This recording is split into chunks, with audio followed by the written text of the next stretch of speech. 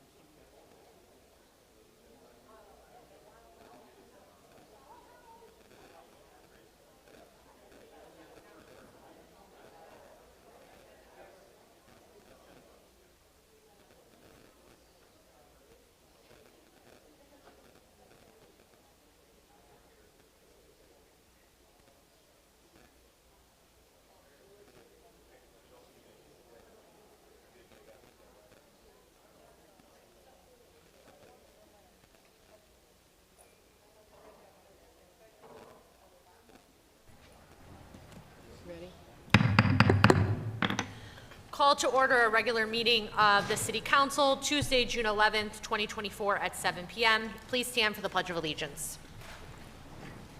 I pledge allegiance to the flag of the United States of America and to the republic for which it stands, one nation, under God, indivisible, with liberty and justice for all. Roll call, Madam Secretary. President Roganseed. Here. Dwyer. Here. Ms. McGee. Here. Mr. Boyke. Present. Mr. Noonan. Here. Mr. Lafferty. Here. Moore is present. We have a quorum. Next item. Next item is adoption of the consent agenda. So moved with discussion. Support with discussion. Discussion, Madam Secretary. Thank you. I would like to remove item 4H from the consent agenda to the regular, and that will be 14F.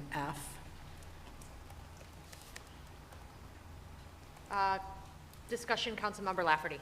Thank you. I'd like to remove item 4L, as in Larry.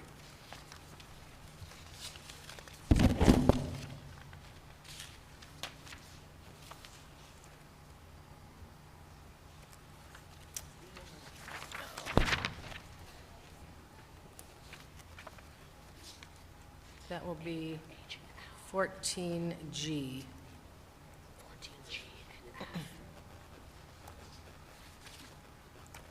Any additional discussion? Hearing none, I will call the question. Ms. Moore? Yes? Mr. Lafferty? Yes. Mr. Dwyer? Yes. Mr. Boyke? Yes. Mr. Noonan? Yes. Ms. McGee? yes, Rogan C. is a yes. Motion carries. Next item. Next item is adoption of the agenda. So moved with discussion. Support Lafferty. Support Lafferty. Discussion, Ms. Moore. Yes, what was 4H is now 14F, what was 4L is now 14G. The wording on item 14E is changed to request to approve an RFP panel for recommendations to approve an agreement for banking services and to, no, I read the wrong thing, sorry. I gave the wrong information again. Too many papers. It is request to approve the recommendation of the RFP panel to award banking services to Comerica Bank. And we are adding an item which is a proposed resolution authorizing the mayor and clerk to execute a memorandum of, for the administration of grant funds under the Office on Violence Against Women, fiscal year 2024 training and services to end abuse in later life program, and 3, requests for temporary suspension of council rules 18.1 or 11.1 to waive the reconsideration period. So that will be item, what do we say, Mary? 12F. 12F. okay.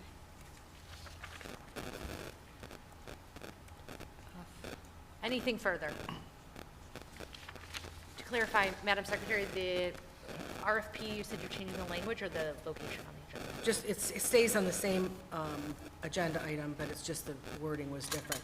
We put the previous one that was setting up the RFP instead of approving it. Thank you. Yeah. Okay.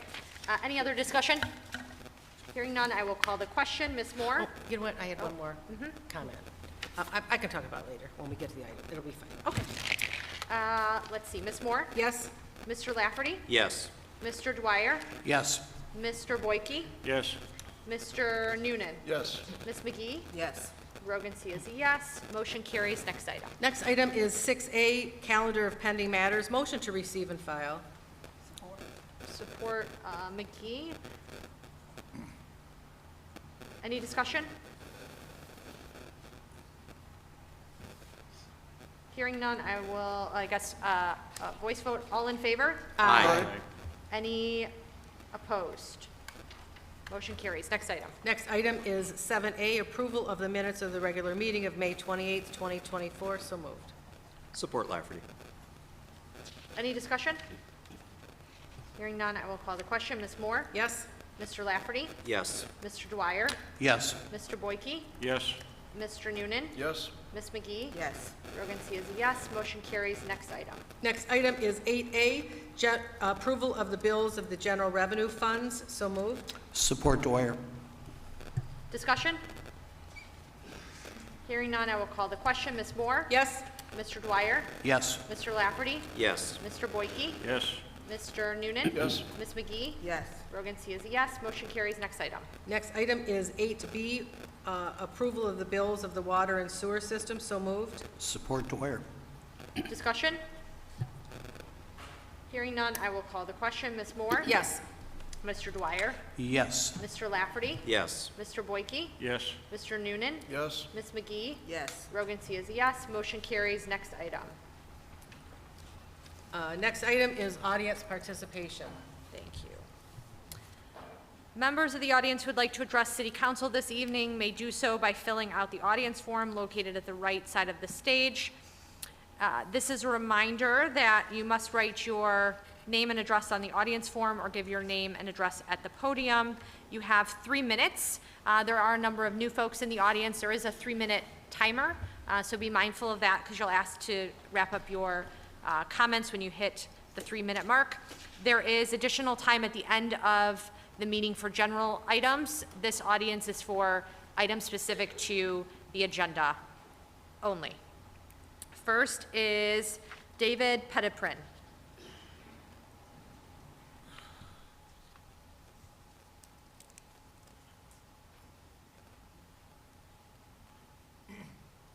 Hello, good evening. My name is David Petitprin. I've been a Warren resident for more than 5 years, and I'm here today to talk about my experiences with Harvest Time Christian Fellowship. It's located on 9 Mile near Van Dyke, as you all know. I've been a part of Harvest Time Fellowship for almost 5 years, and I've gotten to know Pastor Curtis Ostash, his wife Sue, and their staff of volunteers over these years. I have found the people in this organization to be very caring and loving to everyone who comes to the church or to the pantry for help. Pastor Ostash is caring, loving, and a kind person. He has spent the last 16 years of his life voluntarily pastoring and servicing the people who come to Harvest Time. I have been with him. I have seen him help people out of his own pocket when they are in need. He has never been putting people down, rejecting, or hurt anyone. Pastor Ostash has been a prime example of a loving and caring minister. Harvest Time Christian Fellowship has helped tens of thousands of people through their pantry and have helped many homeless people with food, supplies, and shelter. I'm quite distressed and appalled to hear that there are people who are criticizing, threatening, and spreading lies about Pastor Ostash and the ministry of Harvest Time. This is unprofessional, discriminatory, and unacceptable. These lies, threats, and accusations need to end. We all need to work together to help and love the people of Warren and the world around us. This is what the Christian life is supposed to be about anyhow. Thank you for your time, and God bless. Thank you. Next is Carmen Ganino. Excellent.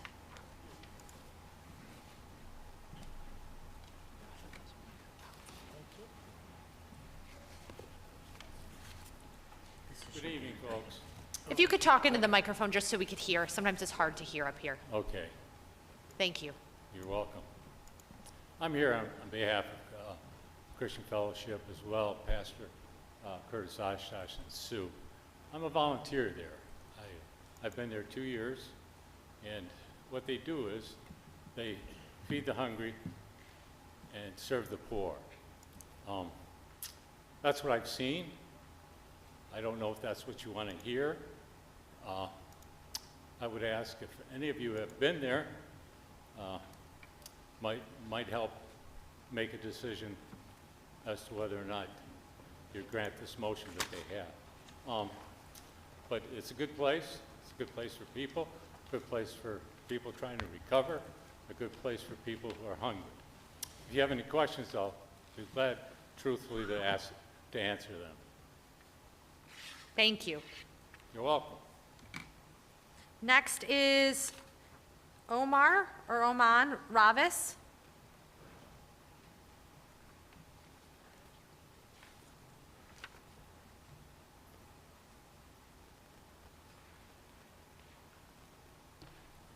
Hello, good evening. My name is Omar. I'm with the Nacho Grill food truck line, and I'm here to discuss the food truck ordinance in the city of Warren. I have been in communication with the mayor's office for about the last 4 months or so regarding this ordinance, and was informed after some back and forth that we would be allowed to operate in the city of Warren, as I was told by the mayor's office about a month and a half ago. I was instructed to send a rental agreement of our place of location that we intended to operate at to the legal department, and still awaiting some further clarification and instruction on what to do. Judith from the mayor's office suggested that I attend a meeting today to try to receive some clarification from legal or the council here as far as where that ordinance is and you know, how and when we'd be able to operate. So we'd love the opportunity to serve the people of Warren, and I'm just here to try and get some clarification on that. Thank you. It is on the agenda tonight. Thank you. Next is Gary Watts.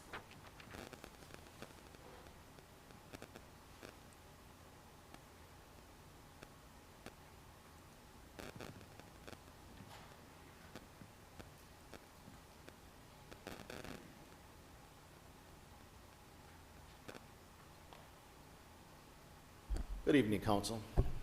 Couple of things. I seen the agenda items for a gaming license for Harvest Time Church. I drove down there over the weekend, kind of looked around, and I think that our blight department, property maintenance, probably should take a peek down there.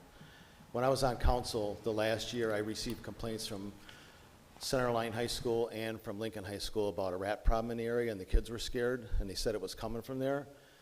But, you know, a wise man, you don't go after a food pantry. So I told them to call the city, and I don't know if anything's been done about it.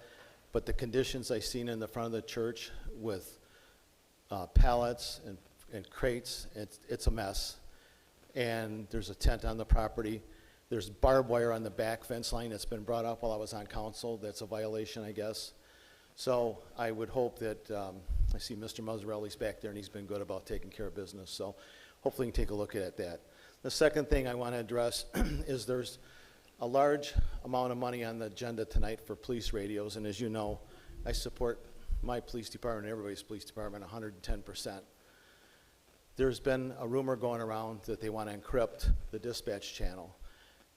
Personally, I have a problem with that, and a lot of citizens in this town have a problem with that. So I think we should take a look at that. I talked to the good sergeant beforehand, so we had some good conversation. But I just want to say one thing. Motorola is telling that we're at the end of life on our radios. Well, here we are buying $1.7 million in radios. We did that 11 years ago. We did radios for DPW 5 years ago. We did fire radios. Fire is going to be in for the same situation. And Motorola has this game of saying end of life, and it's panic, and the sky's dropping in. There's other options for radios other than Motorola that doesn't do that kind of stuff. And I think we should be careful. This is since 1989 or 1990, this is the 7th set of radios that we bought in the city. And it's in the millions every time. So just be wise to that. We need to make sure our guys have the best, guys and gals have the best equipment. But let's take a look at the whole picture. Thank you.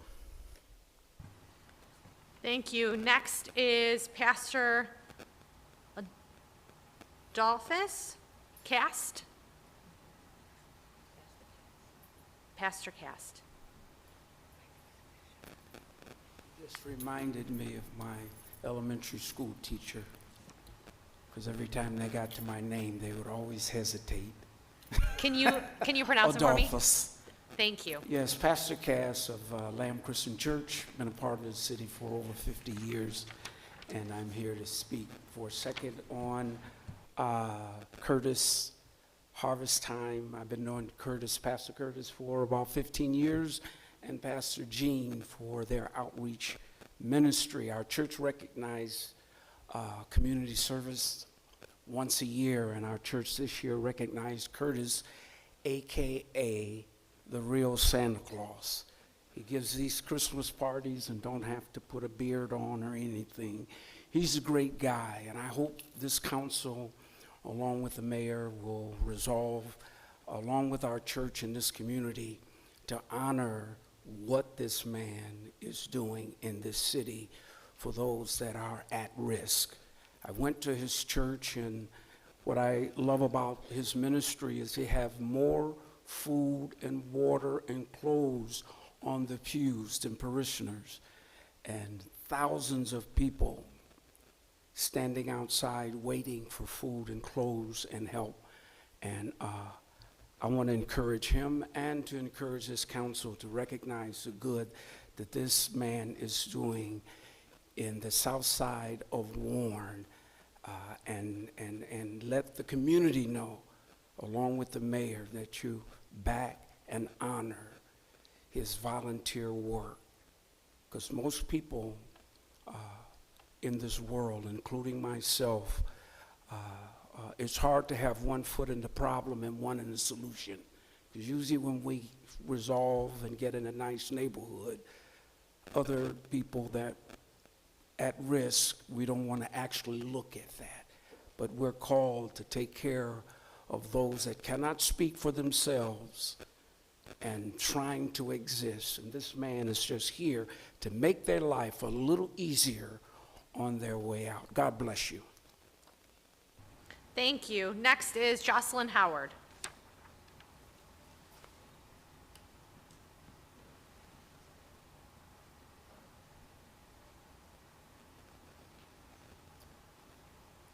Good evening, Council. Happy to see everyone. Jocelyn Howard, Constitution Boulevard, citizen of Warren for nearly 15 years now. I also am here to stand in support of Curtis Oshkosh and his great wife, Sue. As this council knows, I don't come before you at all. And the only time that I come is when I believe it's important. And Pastor Curtis is doing a tremendous job. I've known him for nearly 10 to 12 years. In fact, we have partnered together during COVID, bringing trailers of food to the south side, and also working in conjunction with the local high school there at Lincoln High School. And during the height of COVID, when no one could get anything concerning food insecurities, this man was available. Now, if you go to eliminate that and eliminate who he is, what are you going to put in replacement to that? There is not another nonprofit on the south side of Warren who's doing the work that he's doing. In addition to some of the other comments that have been stated, the staff treats everyone with respect and dignity. That is indicative of the leadership. When people are coming and they're dealing with dire situations, it's easy to brush them off and to make them the offscourging of the community. He does not do that. His staff does not do that, and he treats them with respect and dignity. And I'm hoping that this council will observe his resolution and allow him to work and to continue to do the work that he's doing on the south side. Thank you. Thank you. Next is Sue Ashtosh.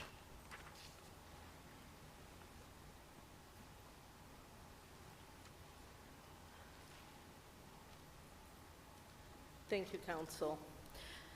I just want to let you know who we are at Harvest Time. Some people know us for our food pantry. We provided food last year to 72,990 people. It's not just about the food, it's about the people. When we ask people how they heard about us, they just say, I was told to go to Harvest Time. They help everyone.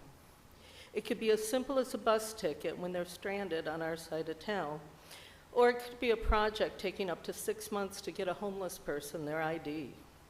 It could be someone who's homeless who just doesn't have an ID to cash the money, the checks that they have to get a place. When people endure great trauma without support, they lose everything. And those are the people we deal with. We are more than food. We are the place where people come when they are in crisis. We are a team of 100% volunteers that make a difference in the South End. We give out thousands of coats and blankets every year. When people are hungry and cold, or in the summer they need a cold drink, cooling or warming centers, we're there. The AMVETs have supplied us with backpacks for the homeless. We have a homeless vet that does a street ministry. He actually goes out on the street and helps people. He spends 5 to 6 days a week at our church helping people right alongside with us. It took us 7 months almost to get his ID, and he's a homeless vet. People think, or lack of thinking, all homeless people are drug addicts and alcoholics. That is far from true. Many have jobs and just need a little help. There are programs available. People just don't know. We work to connect people with the resources they need. I have personally won state and national awards for community service that I have done. I have spoke at the Ronald Reagan International Trade Center in Washington, D.C. I have been part of Duke University and Harvard University projects. I have championed a law in Lansing to reduce landfills and redirect perfectly good food to pantries and other outreach that feed nearly 20% of the people that had been going to bed hungry every day.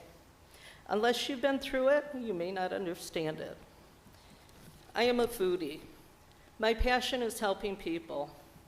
Yes, I used to live in one of those paid-off $500,000 houses in Macomb Township. I went to a pretty church with pretty people. I have owned over 100 restaurants in multiple states in this country. I have personally owned 5 businesses in Warren. One day, God said to me, do you want to be one of 1,000 volunteers, or do you want to be a volunteer that makes a difference? My husband and I chose to walk away from the You're out of time, Ms. comforts. Hush. I'm sorry. Thank you. Next is Curtis Ashash.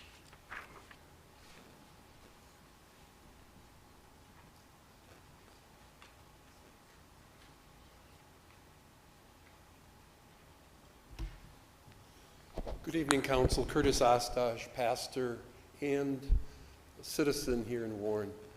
Just a couple things. I've been at Harvest Time as a volunteer. We don't have a payroll for nearly 16 years, serving people, the food insecure, homeless people, all kinds of people. Lots of spiritless, negative things have been said about me.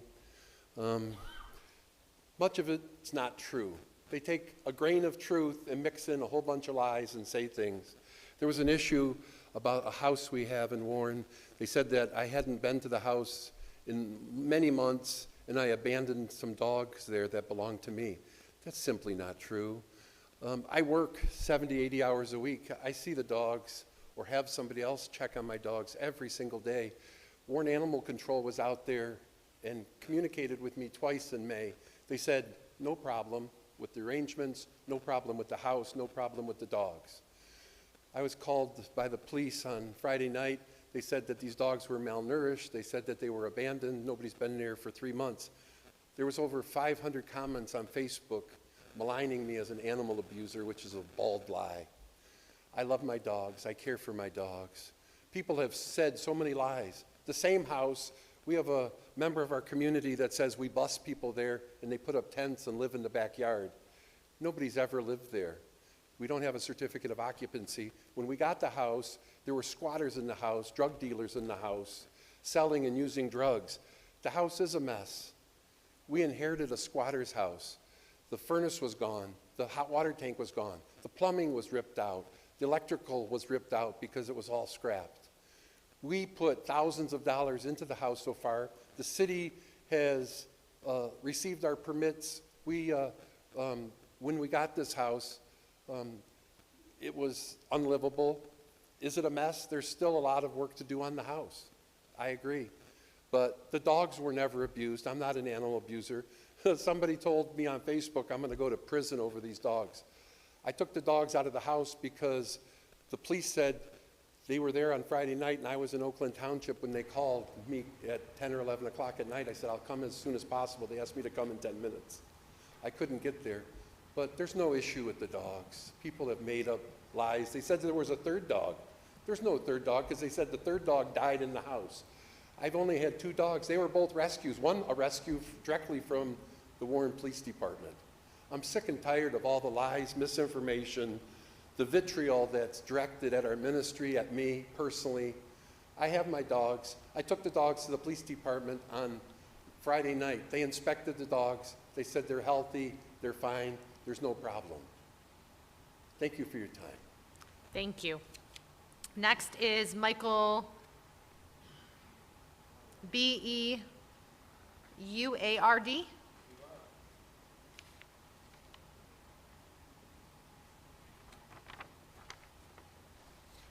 Good evening, Council. I'm Michael Bouvard.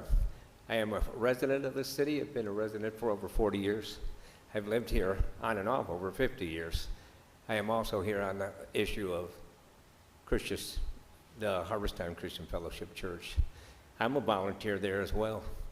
I'm a retired Detroit police officer, and I'm the head usher at that church. I've been there for 4 years. I can tell you how many people I've come across and I talk to, because I stand outside and I watch these people, I talk to these people, and so many of them have been touched and blessed by that church. So many of them have got food for their children. So many of them go away there with a smile on their face. I've never seen anybody go away angry except the ones that come there for trouble. Our pastor's a great pastor. He's a great guy. His wife is great. She'll stay till 7 o'clock instead of closing the doors to help people with food. She's let people come in when it's not a pantry day and help families with food. The pastor's the same way. He helps everybody he possibly can because he's a great man and he's a great pastor. For them to come after and attack this pastor, I can tell you one thing from what I read on them comments, they don't know that man.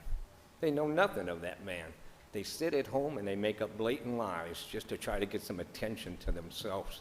Pastor Curtis is a great man. I've got to know him very well in 4 years. He's putting me through the training to be a pastor. If I can go from a Detroit police officer to a pastor, I tell you what, he's a great pastor because he's taught me so many things. He's taught me how to be kind and gentle. I've never gotten one fight or treated anybody badly as the head usher there. I simply talk to people. I let them know it's God's house. Let's treat it like God's house. For anybody to come after that church and make up all them blatant lies, it lets me see all the waste of time that some people do. Waste their lives on silly stuff. To tell you the truth, it's wasting your time too. When you have to sit there and read about lies and listen to somebody tell lies, I'm pretty sure you'd rather be doing your regular business. Just like me, I don't want to sit around and hear lies. I've never heard any from people that come to that church. Everybody talks great about his wife. They talk great about our pastor. It's a great place. We serve so many people in South Warren. Some of the people get up and volunteer to pray as they come there because they know how much that church does for them and how much it does for South Warren. If anybody would want to turn down that and shut that church down in South Warren, shame on you. Shame on all of you. Because I tell you what, God blesses that church very highly, and he blesses the ones that run that church. It's a great church, and he's a great man. So if you got people that are going to waste your time, the pastor's time, and my time, I'll take my time to say support him, support his church. Make sure he keeps this going for South Warren, and do your job the way you should do it. Thank you very much. Thank you. Next is Donovan Kuchazz.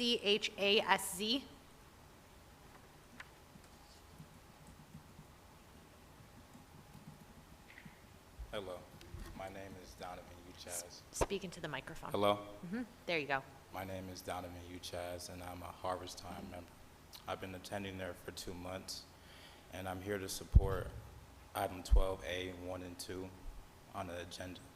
But I'm here to support Sue and Pastor Curtis, because I've been attending there 2 months, and all I've seen was good things through this church.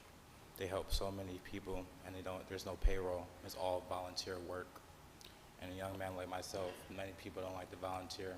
I just came there, I'm in my volunteer clothes. I didn't have time to change my clothes for the meeting, but I didn't really care. But they do so much. They spend so much time there. There's no payroll, like I already said.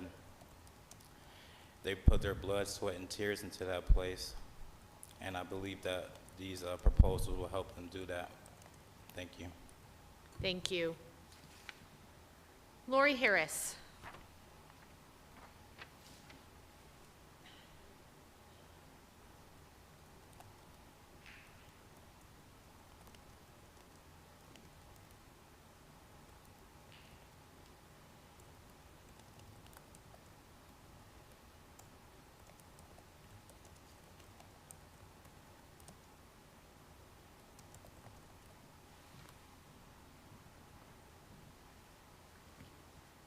Hi, Lori Harris. I've been here for 40 years. You guys all know me.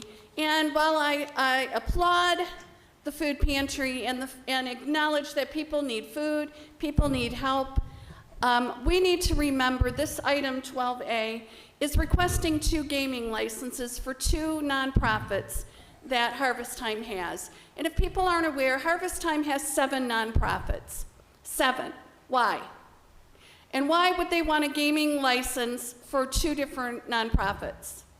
I'm not sure.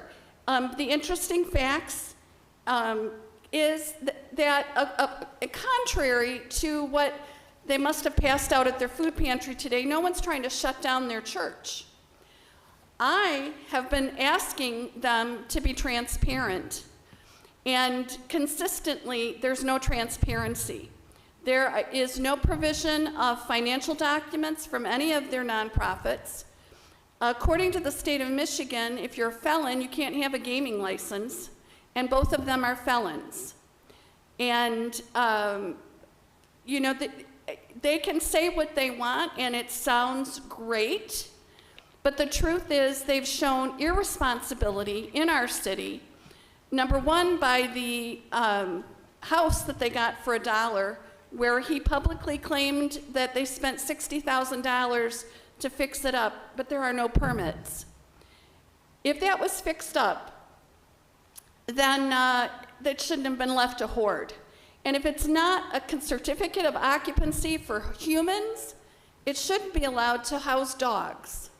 So I think there's a real lack of responsibility, and until they're willing to financially disclose the financial paperwork for their nonprofits, they have no board of directors. The only people on their nonprofits are them, Curtis and Sue. There might be one person on an older nonprofit. Their reports have not been done on time. For 17, 18, and 19, they were all done on the same day in 2020. So there's a history of not being responsible. And I don't want to, I have still 28 seconds. I don't want to see them be given these, we don't need a resolution. They need to show more responsibility and financial disclosure. Thank you. Thank you. Next is Jamie Morris.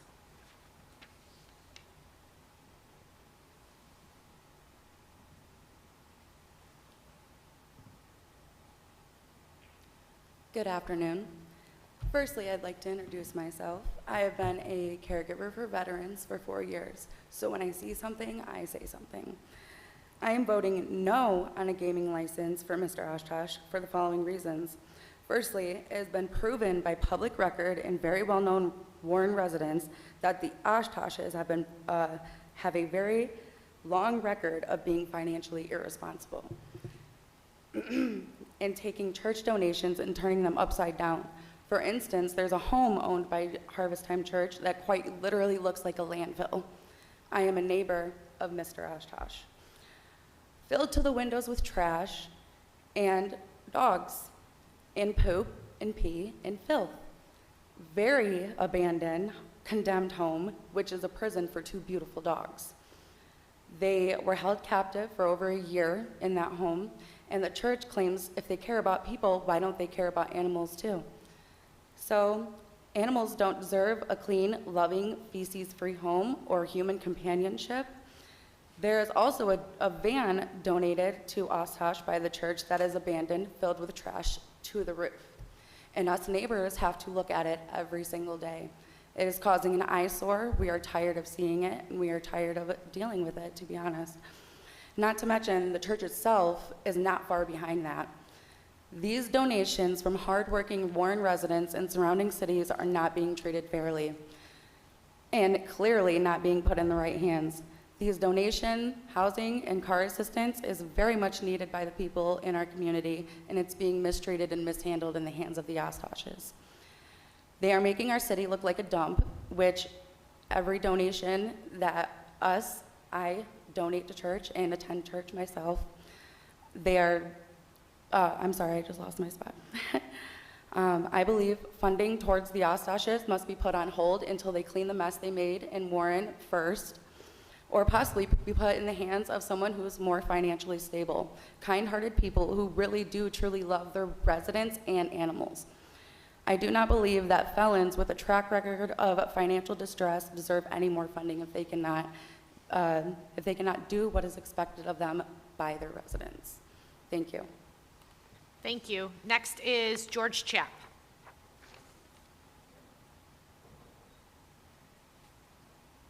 Good evening, members of council. Oops, I'm sorry about that. I guess I have that effect. 4753 Stillwell Drive. I'm here to talk about food truck ordinance. So this is not normally something that I would necessarily, the hill I would die on in terms of crucial public policy matters. But I have lived in communities that have fully embraced food trucks that are an accompaniment to various communities, school, and other social events. So when I was looking at this first read for this proposed ordinance, I just had a couple questions, so please don't take this maliciously. It's just more quote-unquote food for thought. So looking at the applications and fees, what would a fee actually be set to? Would it be competitive with surrounding communities that have had food trucks that have been allowed to operate within their municipal boundaries for quite some time? Another question that I had was just kind of curious why the application process, which takes up to 2 weeks as proposed to process, would run directly through City Council for approval, as opposed to going through the City Clerk's office or going through an online application through a business entity within the city. The second thing is fire inspections. While we definitely want to make sure that food trucks are safe, and we want to make sure, obviously, they have to have fire suppression equipment, how will this ordinance also ensure that the fire department has the bandwidth to actually administer those inspections? And then also, have they been consulted and been a part of the development of this proposed ordinance? As far as site planning is concerned, is it really necessary to have site planning as a part of the approval process, particularly when you have other municipalities within the area of Warren? For instance, the city of Detroit, that as a part of the permit and application process already has pre-approved zones in which, once they receive their permit, are allowed to actually operate within, so long as they're following city code. The duration of the permit. Other municipalities charge a fee, and it can last up from several months to up to a year. Ours, as proposed in here, would be 7 days. So is that 7 calendar days? Is that 7 business days? Is that 7 continuous days? Or would that be 7 one-time event days? I think, again, that's something that needs to be considered because most of these food trucks are operated by single proprietorships. They're small businesses. And then just really the timing of the operation. My father worked over at the old Hydromatic factory for GM on Mound Road, and he worked the afternoon shift. Sometimes the only thing that was open was at 2:30 in the morning was the food trucks that operated outside the plant. How would they be impacted by the time restrictions? What about schools that oftentimes have food trucks as a part of sports activities and other events? Would they have to go through this approval process as well? Again, really my comments are about just trying to find a need to balance public safety and food safety without stifling small business commerce. So thank you. Thank you. Next is Arzi Habib.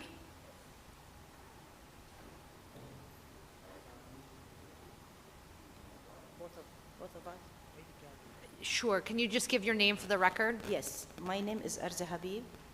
My name is Ghazal Habib. I live in Warren on Ford Road. Okay.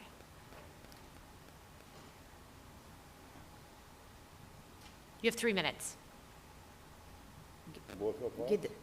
Good evening. Just her.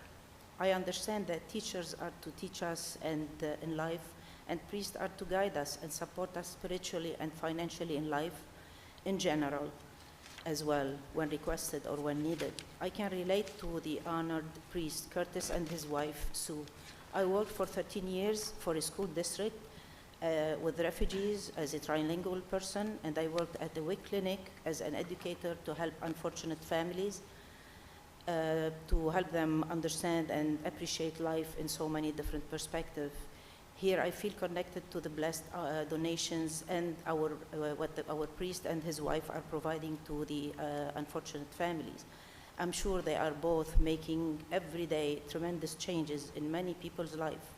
Finally, I can describe this nonprofit organization I meant dear and honored priest Curtis and his wife Sue are making their mission to become true by showing truthful and tremendous love to the diversity, to the diverse community. Nowadays, care and love are needed to overcome obstacles. Thank you. Thank you. And Mr. Habib, I see your Yeah. audience, so you can go next. Yeah. I live close to the church, and our area between 8 mile to 9 mile, 30% of people there, they are renting the houses. That means they need the food. And they have different culture of people, they living in the same area. And Pastor Curtis and his wife, they doing very good, giving food to the people. Even I was there the last time, there is people, they don't know English. They're using the phone as a translator, and they help them a lot. They spend a lot of time with the people there. And everything is inside, very organized, and everybody, he takes his turn with a quiet way. Every people there, they are very polite, and they taking their turn, and the volunteer there, they treat people very good. And Sue and Pastor, they spend a lot of time with the people. 5-6 hours a day, that's not easy volunteering to help people, especially when somebody deals with the different kind of culture people. Thank you. Thank you. Next is Elizabeth Alexander.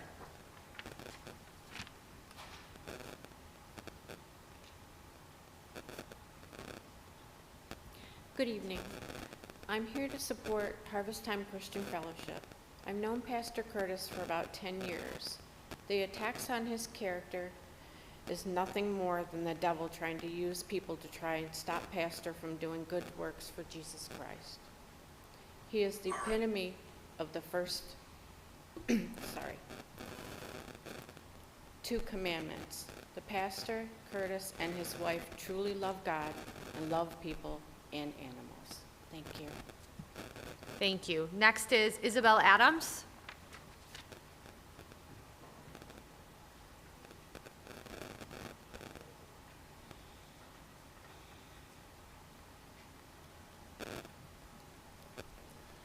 Good evening. My name is Isabel Adams, and I'm here to speak on behalf of Harvest Time.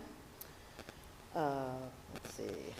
I attend the church there. They have become a very important part of my life. They are honorable people working endless hours a week, feeding over 6,000 people a month. They do need pallets outside. They can't feed 6,000 people with having no pallets or any of the mess that they do have. This is necessary in order to feed them. Anyways, that's another case. But they are so dedicated to whatever they do, it's just so honorable.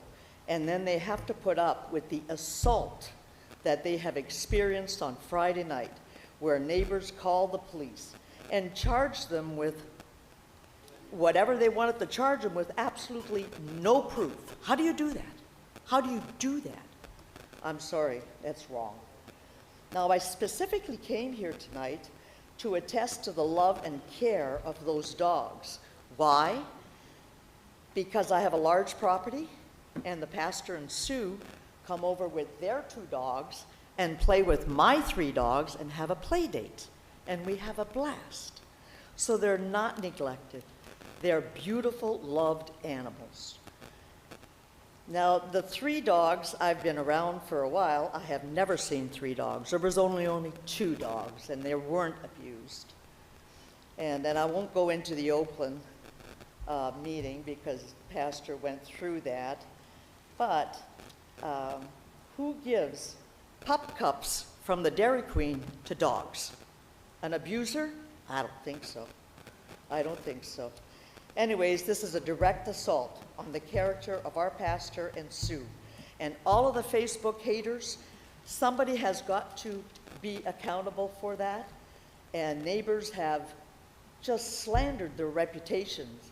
Even the police came back out and told the neighbors across the street to leave them alone, otherwise they would arrest the neighbors. And good for the police officers. I respect that. It is annoying that people can put whatever they want. No consequences are proof to ruin the people's life that they have been working so hard to achieve and to do good in this community. These neighbors need to know the definition of slander, assault, and then respect. I don't know. I think that Warren should be very, very happy with what they are doing there. Yes, the place is not pretty, but yes, the place feeds over 70,000 people You're out of time. a year. I'm sorry, Hello? thank you. Thank you. Well, Next is Ayad Hussein.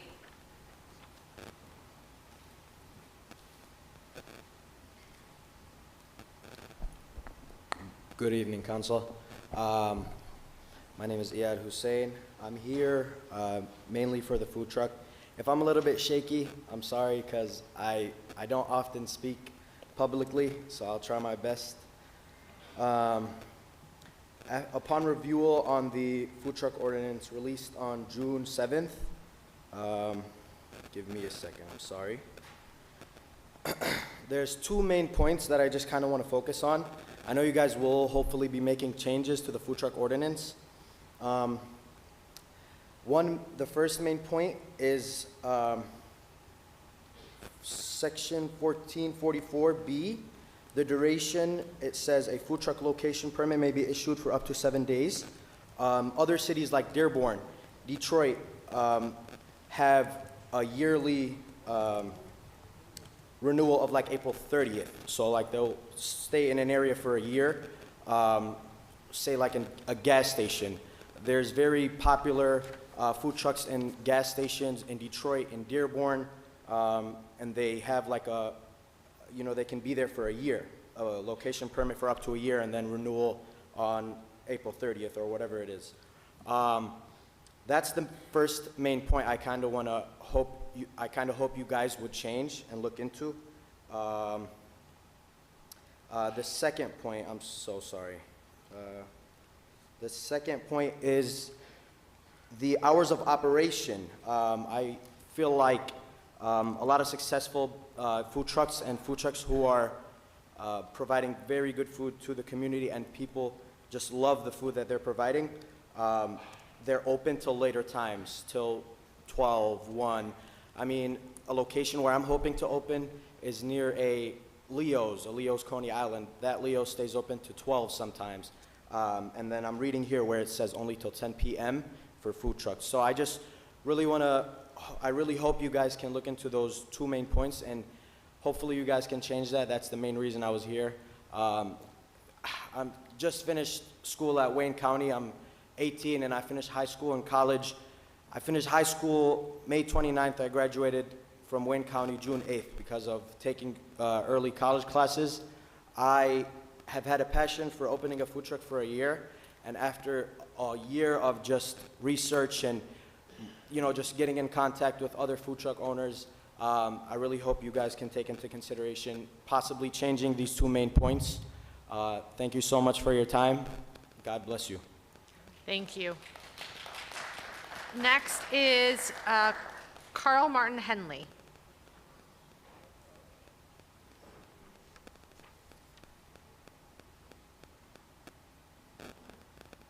And after Mr. Henley is David Miller.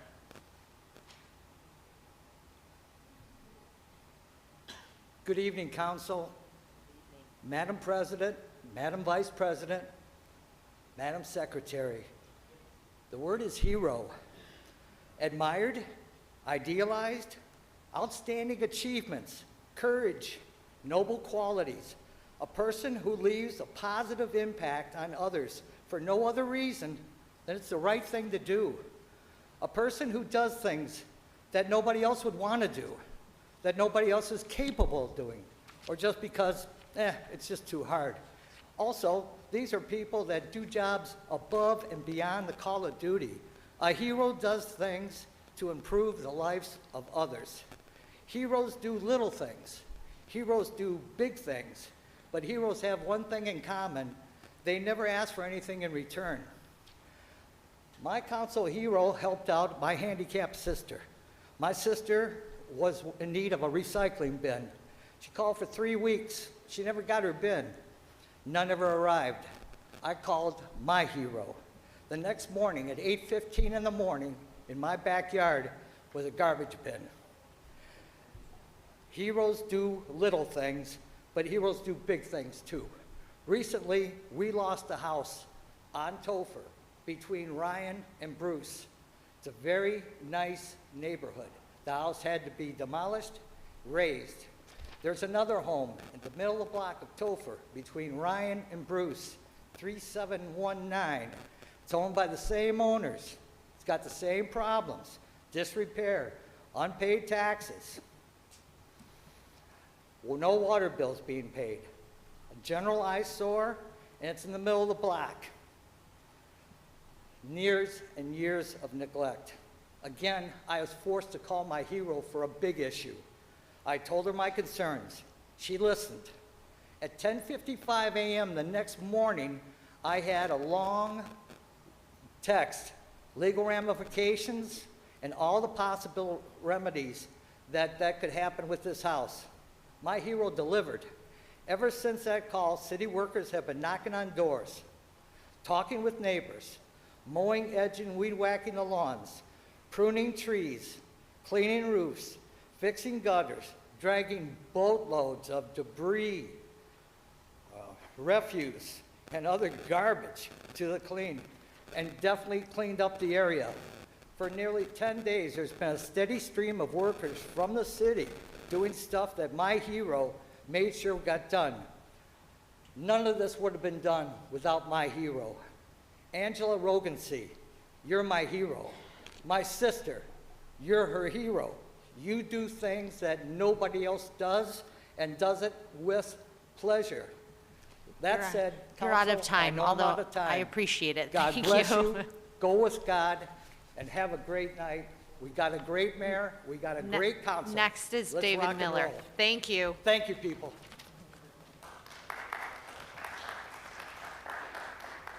Mr. Miller? Yes, thank you. And after that is Marcia Snyder.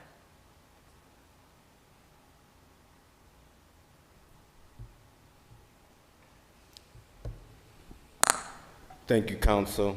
I'm here to address item 12A, 1 and 2. I'm here to represent Harvest Time Christian Church.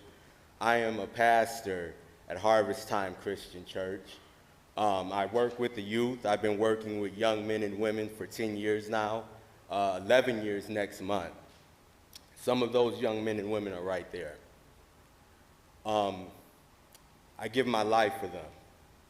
I give my life for young men and young women to see them succeed, because I had teachers that gave their life for me, gave their time for me. They didn't give up.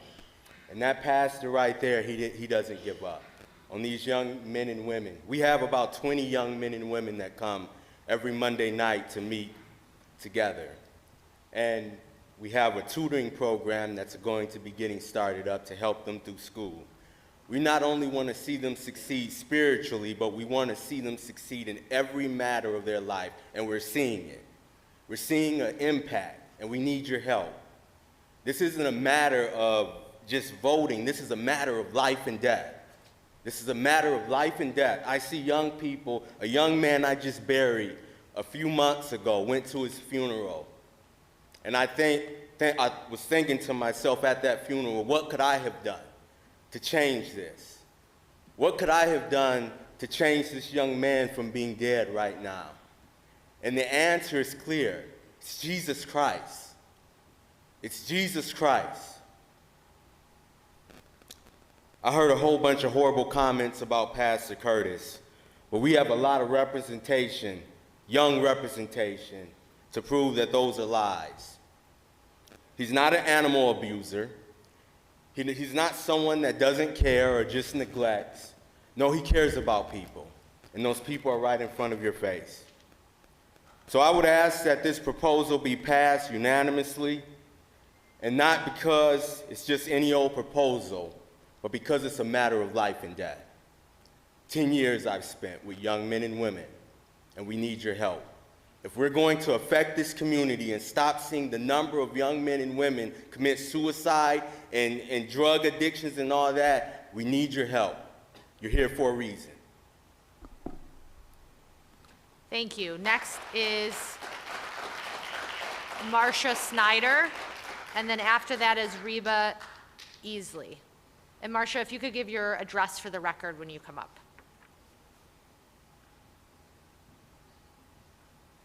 8259 Timken. Thank you. You're welcome. Good afternoon.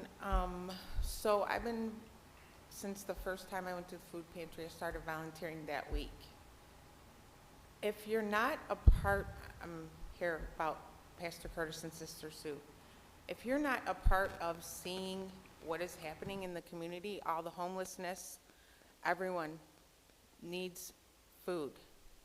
I have never seen anything like it in my entire life. I'm 52. I just can't believe that there's not more people that want to help people that need food and need shelter and need everything that they need. I've never seen anybody help someone like Pastor Curtis and Sue ever in my life. I was homeless before. If I would have had people like that when I was homeless, I just don't know what to say. It would have made me feel so much better. I've never seen people walk into a church ready to give up on everything and leave a church with so many resources and to feel so much better about themselves than I've seen at Harvest Time Christian Fellowship. So please, whatever you can do, please do it. Thank you, and God bless you.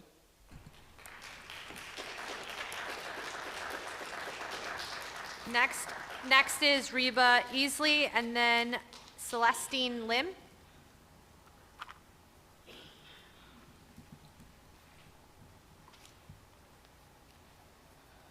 Good evening.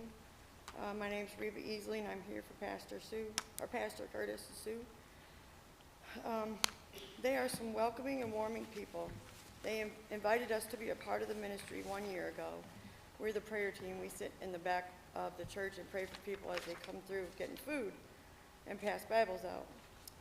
They also married my husband and I in January of 27th, and they did an awesome job. They're loving and caring for every individual that walks through those doors. They make their whole life about others, and the pastor always preaches all the time. He preaches about his dogs and how much he loves them and how much they mean to him. They are not neglectful at all. They help the community in every way that they can. I've never seen them upset, let alone mad or angry.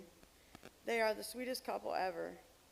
They even work when they are not feeling up to par to make sure that no one goes without. So all the accusations are nonsense. They even help all the children around the holidays to make sure that the kids have gifts and candy. And Pastor Curtis even dresses like Santa just for the kids and for the big people sometimes. Most of all, they teach us about Jesus Christ and how to live properly like a child of God. Why would they ever do anything to jeopardize everything that they work so hard for, or even harm their dogs? I don't see it. I see love, compassion, and purpose. I see what God calls us to do. They are a prime example of what I would like to be. Thank you. Thank you. Next is Celestine Lynn.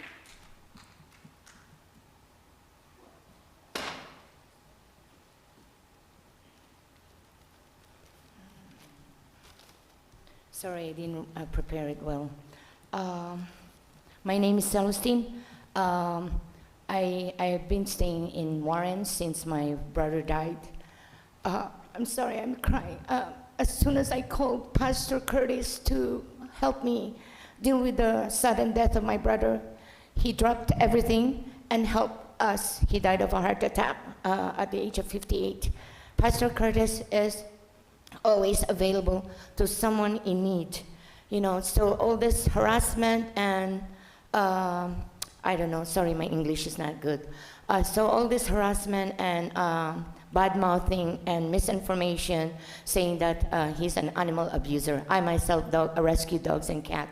So Pastor rescued one of his dogs, Clyde, from a drug dealing thing, you know. They were about to kill one of the dogs. So all those bad information and lies to harass pastor and put down the name of our church and their name should be stopped. You know, it's I don't know how you say that. Anyway, both Pastor Curtis and Sue have spent a big part of their life, at least spending 80 hours a week to help out to do the food pantry program. Our church is very small, but the extent of the food and the people that they reach out to help is really way above the size of their church. So you should help our church to prosper and not shut it down because of this all aggressive innuendos, no truth behind it, you know. And also, truly, they're both hardworking people to benefit our church and Warren community. The first time I saw Pastor, it was like about 8 years ago, one summer, and I said, oh my God, Santa Claus in the summer is here, you know. So he's a very happy, jolly person, willing to do everything that he can. And he prepares his sermon on Wednesday, and not sermon or teachings about Christ. He spent a lot of hours. So whatever lies that people are telling him should be stopped, you know. Anyway, besides that, he sings very good too, you know, and very good. He's in. If had he known that he's going to be harassed like this, I'm sure he would have to be a singer like Pavarotti, you know. He's very good. Anyway, yeah. I am still searching God to be completely. You're out of time. Okay, I'm sorry. thank you. Thank you. He's very good. Thank believe you. me. That is the end of the audience. We have council comments at the very end, but for those of you that came regarding harvest time, just to clarify, no one is trying to shut down harvest time. Today, the agenda item is for a gaming license. Just to clarify, that is what we're voting on today. You can't yell from the audience. We'll certainly clarify that as the agenda item comes up. Next item. Next item is announcements. 10A is Juneteenth resolution, and Mr. Noonan is going to read that. A resolution recognizing Juneteenth as a day of commemoration and celebration. Whereas on June 19, 1865, Union General Gordon Granger arrived in Galveston, Texas, and announced the end of slavery, marking the emancipation of the last enslaved African Americans in the United States. And whereas this day has since been celebrated as Juneteenth, a combination of June and 19th, symbolizing the end of slavery in the United States and the enduring spirit of freedom. And whereas Juneteenth stands as a powerful reminder of the struggle for freedom, the progress made, and the ongoing pursuit of equality and justice for African Americans and all citizens. And whereas recognizing Juneteenth acknowledges a significant moment in our nation's history and provides an opportunity to celebrate African American culture, heritage, and contributions to our society. And whereas the Warren City Council is committed to fostering an inclusive community that honors diversity, promotes understanding, and works toward the eradication of racial injustice, and whereas it is important to educate and raise awareness among all residents about the historical significance of Juneteenth and to promote the values of freedom and equality, now, therefore, be it resolved by the Warren City Council, 1, that June 19th is officially recognized as Juneteenth in Warren and should be observed annually as a day of commemoration and celebration of the end of slavery in the United States. 2, that the city encourages residents, businesses, and community organizations to participate in Juneteenth activities and events that honor African American history and culture. 3, that the City Council supports efforts to educate the public about the significance of Juneteenth and to promote dialogue on issues of race, justice, and equality. That the City Council commits to fostering an inclusive community and working towards the elimination of racial disparities in the City of Warren. Resolution declared adopted this 11th day of June, 2024.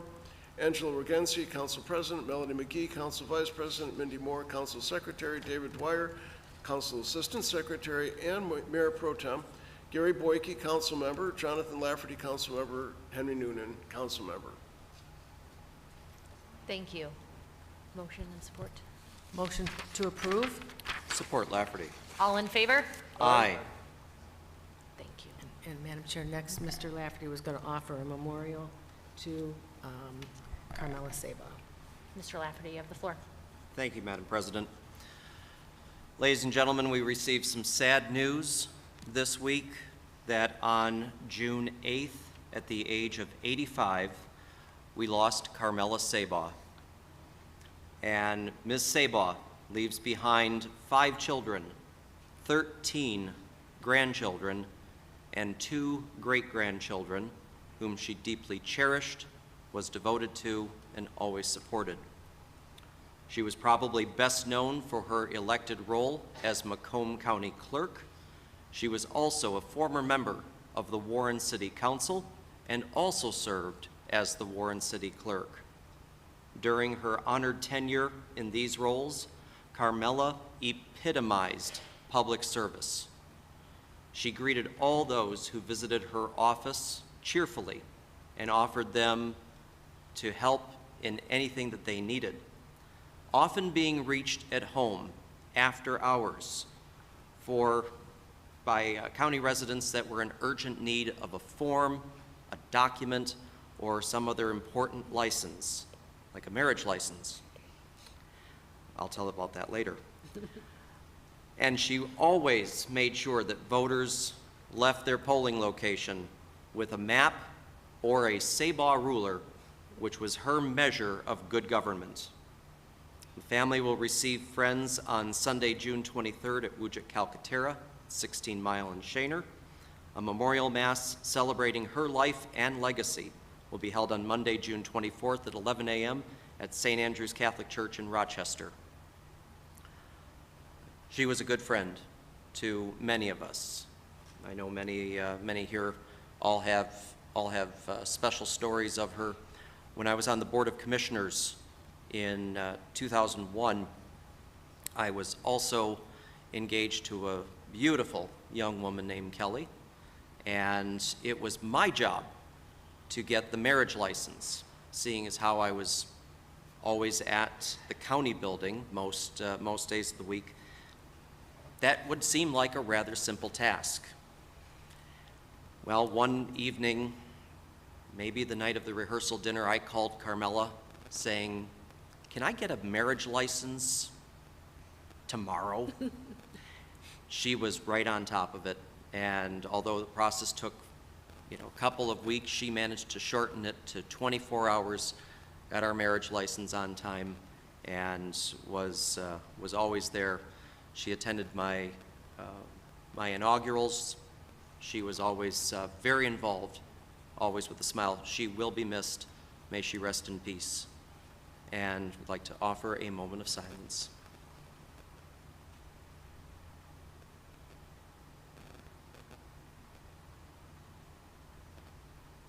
Thank you. Madam- Thank you. Oh, go ahead. I just would like to make a comment if I could. I have a great story too. So when I was first elected along with Mary Camp in 2003, we made history. We had 9 members at that time, and we had a 5-woman majority on council. And I lived down the street from Carmela at one point, and, you know, I talked to her quite often. I ran into her one day, and she was just so thrilled that we had a majority on council. She was a big supporter of women in government, and she just thought that was the greatest thing ever, that we finally had a majority on council. Now, we haven't had one since, but it was great. It was great while it lasted. So she was an awesome, awesome county clerk. I have a lot of contact with clerks' offices around the area, and she just ran the best ship there was, and a wonderful person. She has a wonderful family. Her son was a judge here, her ex-husband. I served with him on the Planning Commission in Warren, and then he later became Public Service Director under the Fouts administration, and just a wonderful, wonderful family, and she was certainly a wonderful woman, and we'll miss her very much. Thank you. Madam President. Councilmember Lafferty. Thank you. I'd like to invite everyone to the American Polish Century Club. We are having our annual festival that will be held June 21st through the 23rd. The American Polish Century Club is located at 14 Mile in Hoover. There is parking at the Career Prep Center at 15 Mile in Maple Lane and Sterling Heights High School right across the street. They are offering free shuttles to and from the festival. Everyone is welcome. Come and enjoy some wonderful cultural Polish music and delicious foods. There's a rumor that a certain council member will be making the potato pancakes all day on Saturday, so stop on by. And I would like to offer thanks to 2 city employees. We get calls every day for something going on in the neighborhood. Last week there was a storm that blew through, caused some damage, and I sent an email after a frantic call from a neighbor in my particular district on Byerman, and she called. She had trees down, and I called the city, or I emailed Mr. Mazzarelli and Ms. Dameron for assistance. Mr. Mazzarelli's crew came out. They were able to clean up, get things handled, and do an expert job the way they always do. So, Mr. Mazzarelli, thank you, and Ms. Dameron and your team for starting the insurance claim. Much, much appreciated. So, residential service at its finest here. Thank you. Thank you. Any additional announcements? Okay, I have a couple. One, I want to thank the police department. One of the biggest complaints we get is speeding, and I live on Common Road, which folks fly up and down my road, and they were pulling folks over for speeding, and I just very much thank you for addressing speeding. I know that it's something that folks are working on across the city, and so thank you very much for that. I was out walking and saw every 15 minutes or so, given how much speeding is on that street, a car being pulled over. So thank you very much for enforcement on that. I want to also let folks know that a set of bills were moved out of the Senate Committee on Housing and Health Services related to manufactured housing today.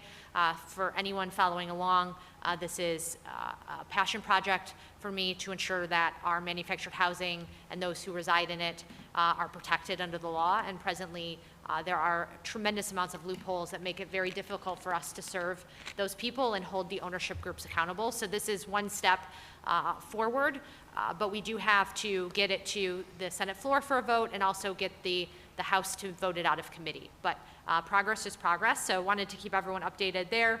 And then additionally, in alignment with the reopening of the Michigan Central Station, Bill and Lisa Ford established the Michigan Central Station Children's Endowment Initiative in partnership with the Children's Foundation. So far, donors have contributed more than $10 million to this initiative, and funds raised will be directly invested in our region's youth to help strengthen the future of 10 youth-serving organizations.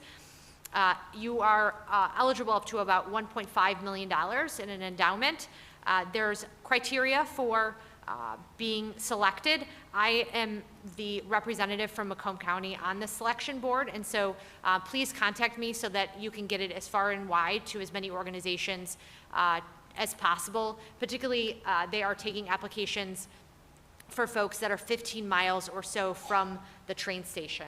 So if you know organizations anywhere, frankly, Wayne and Oakland, that are youth serving, but my job is to try to make sure that Macomb County is well represented as far as organizations that are a part of and apply to the organization. Additionally, the last thing that I have is, that is actually it. I take that back. That is all that I have for announcements. Next item. Next item is 11A, which was a public hearing held at our last meeting, which was tabled to June 11th, 2024. Motion to remove from the table just for discussion. Support Lafferty. All in favor to remove from the table? Aye. Any opposed? Okay, item is removed from the table. Motion to approve just for discussion, or receive and Support file. Lafferty. Motion to receive and file by Moore and Lafferty. Discussion, Madam Secretary. Thank you. We discussed at the last meeting, perhaps the need to have a committee meeting of the whole to discuss this item. We just haven't had a time. Everybody was busy and things are going on, that we didn't just have time to schedule it. So I can leave it up to council's discretion if we would rather put this off and do a committee meeting of the whole where we can talk and hear better. Or go forward if everybody's ready to vote on it tonight. So it's whatever everybody's preference is. Madam President, Mr. Lafferty. I'm in favor of a committee of the whole. I would like a thoughtful discussion with planning, zoning, and Beckett and Rader to facilitate and give us a breakdown. The report is very detailed. There's a lot of information in there to digest, and the presentation would be nice, but I'd like to have more of a comprehensive discussion with all parties involved. Is there a motion? Motion to table? Mr. Noonan had something to say. I'll keep back my. I'm sorry. Were you asking me to do something? I missed it. No, I'm just removing my tabling if you want to speak. She's removing her tabling motion in the event that you wanted to say something. I thought you had comment. Oh. Oh, Mr. Boyke.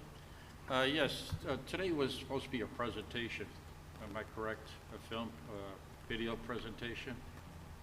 PowerPoint likely, but yes, PowerPoint? yes. Would we be able to do it for the residents that showed up today and still have the PowerPoint? Sure. I mean, we can, or we can do it when we're going to vote on it the next time. Well, just thinking of the residents that showed up for it today, because we tabled it. last We meeting. did hold a public hearing last time, didn't we? I can't hear you. She said. We did hold a public hearing. Ms. Okay. Morse would like to have a committee of the whole. Mr. Boyke would like the Great. presentation.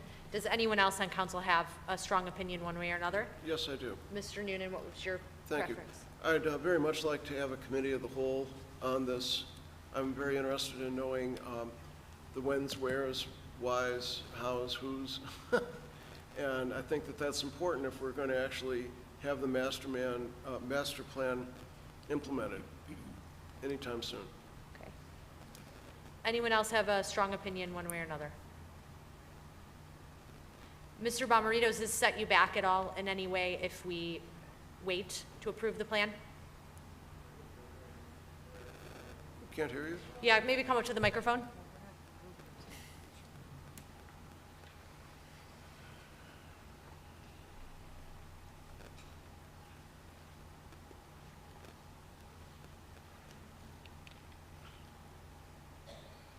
Council, whatever your pleasure, Mr. Barrick did drive second time down from Ann Arbor to make this presentation. So we were hoping he'd be able to do that. But more importantly is to make sure that you all understand this and we move forward in a positive way. Because I think the grant applications and some of the MDOT things are more important. So if it's your pleasure to do a committee of the whole, we'll be sure to do that. Thank you, Mr. Bomarito. And thank you for driving from Ann Arbor. I appreciate that. Yeah, we can, I think. It's harder to hear up here, so I think we can have the presentation for the public, and then we'll likely have you come back for a committee of the whole if that works. I don't know if anybody's here for that in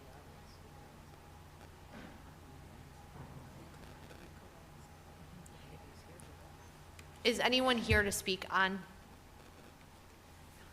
or to, for the Van Dyke Corridor plan? Thank you. Yes, I'm Brian Barrick, partner at Beckett and Rader. And yes, happy to give the presentation tonight if that is the council's pleasure. If you could speak as much into the microphone as possible, that would be helpful. Yeah. Thank you. Sorry, tall guy, short mic. So the goal of this study that the city engaged Beckett and Rader for was to study the Van Dyke Corridor, really between 8 Mile and Stevens, and determine opportunities to improve the corridor to better serve the people of the city of Warren. Flip to the next slide, please.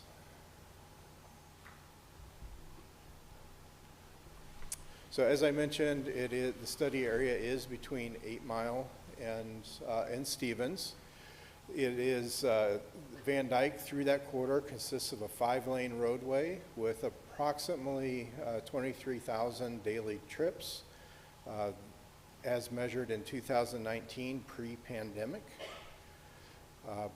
There are existing bike lanes on the street, sidewalks, young street trees, and there is a mix of commercial development with a good amount of dispersed vacancies through the corridor. As we, next slide please, and keep going. As we began the study, we had a robust community engagement period.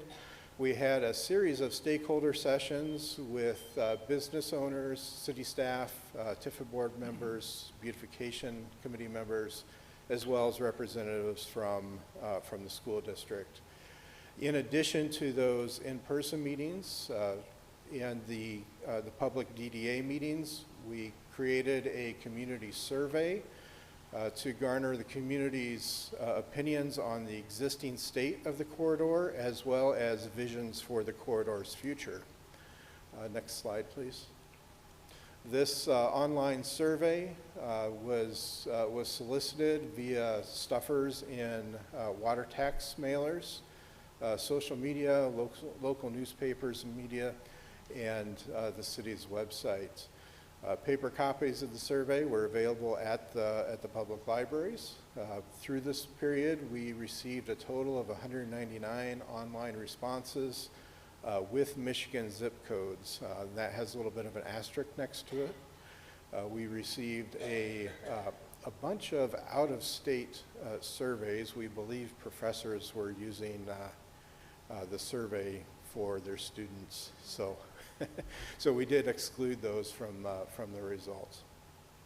Next slide, please. And through the course of the engagement, both in person and online, the results were very well aligned between all of the methodologies. And in just to be quick, there are a series of slides here showing a bunch of graphs. But really the outcome is that the surveyed population really felt that the corridor is an unpleasant place to walk, to bike, to be, and also has safety concerns related to that. There's also a limited mix of goods and services, limited business mix along the corridor that could be improved to better serve the community's needs. And if you wouldn't mind just flipping through these next few slides that really just really show some graphics to what I just described. It's an uncomfortable place to walk, to bike. And one more, please. One more. Great, thank you. So as the survey transitioned to visions for the future of the corridor, it really focused on ways to improve non-motorized safety, pedestrians, bicyclists, and also transit-oriented development for transit users. Again, giving access, better safe access for people within adjacent neighborhoods to the critical goods and services along the Van Dyke Corridor. Next slide, please. So as we receive that input, the study and recommendation fell into 4 primary categories, being land use, mobility, design, meaning sort of the physical environment of how it feels to be within the corridor, and branding. To give you a small taste of what is in the overall report, we have a few slides here that illustrate these recommendations. Yeah, next one, please. So first is land use strategies. And this is really in progress with some of the ordinance revisions that are currently underway. Revising ordinances to support mixed use and housing along the corridor, providing a better mix of potential businesses and uses to provide more activity and excitement within the corridor. There are a number of historic properties through the corridor, utilizing those as tools to spur redevelopment and also funding sources. Leveraging the Iron Bell Trail as a bike hub, and then creating some focus districts based upon needs that were identified through the surveys and through market analysis. Being entertainment district and youth-focused youth-focused activities. Next slide. Next, moving into mobility strategies. Currently, the Van Dyke Corridor is very heavily focused on vehicular transit. We're looking to, rebalance the uses within the corridor to improve safety of pedestrian users, bicyclists, and those transit-oriented users. Tools that we're using to do that is to enhance existing crosswalks of Van Dyke and also add additional designated crosswalks along the corridor so that we improve the permeability from one side of the street to the other along the distance. Creating pedestrian refuges, mid-block and signalized crossings. There are currently bike lanes out there today that are just striped, looking at creating protected barriers for those bike lanes so that it is a more comfortable environment and safe environment to use as a bicyclist. As well as adding transit user amenities. Next slide. These are some photos, examples of those. Again, mid-block crossings with signalized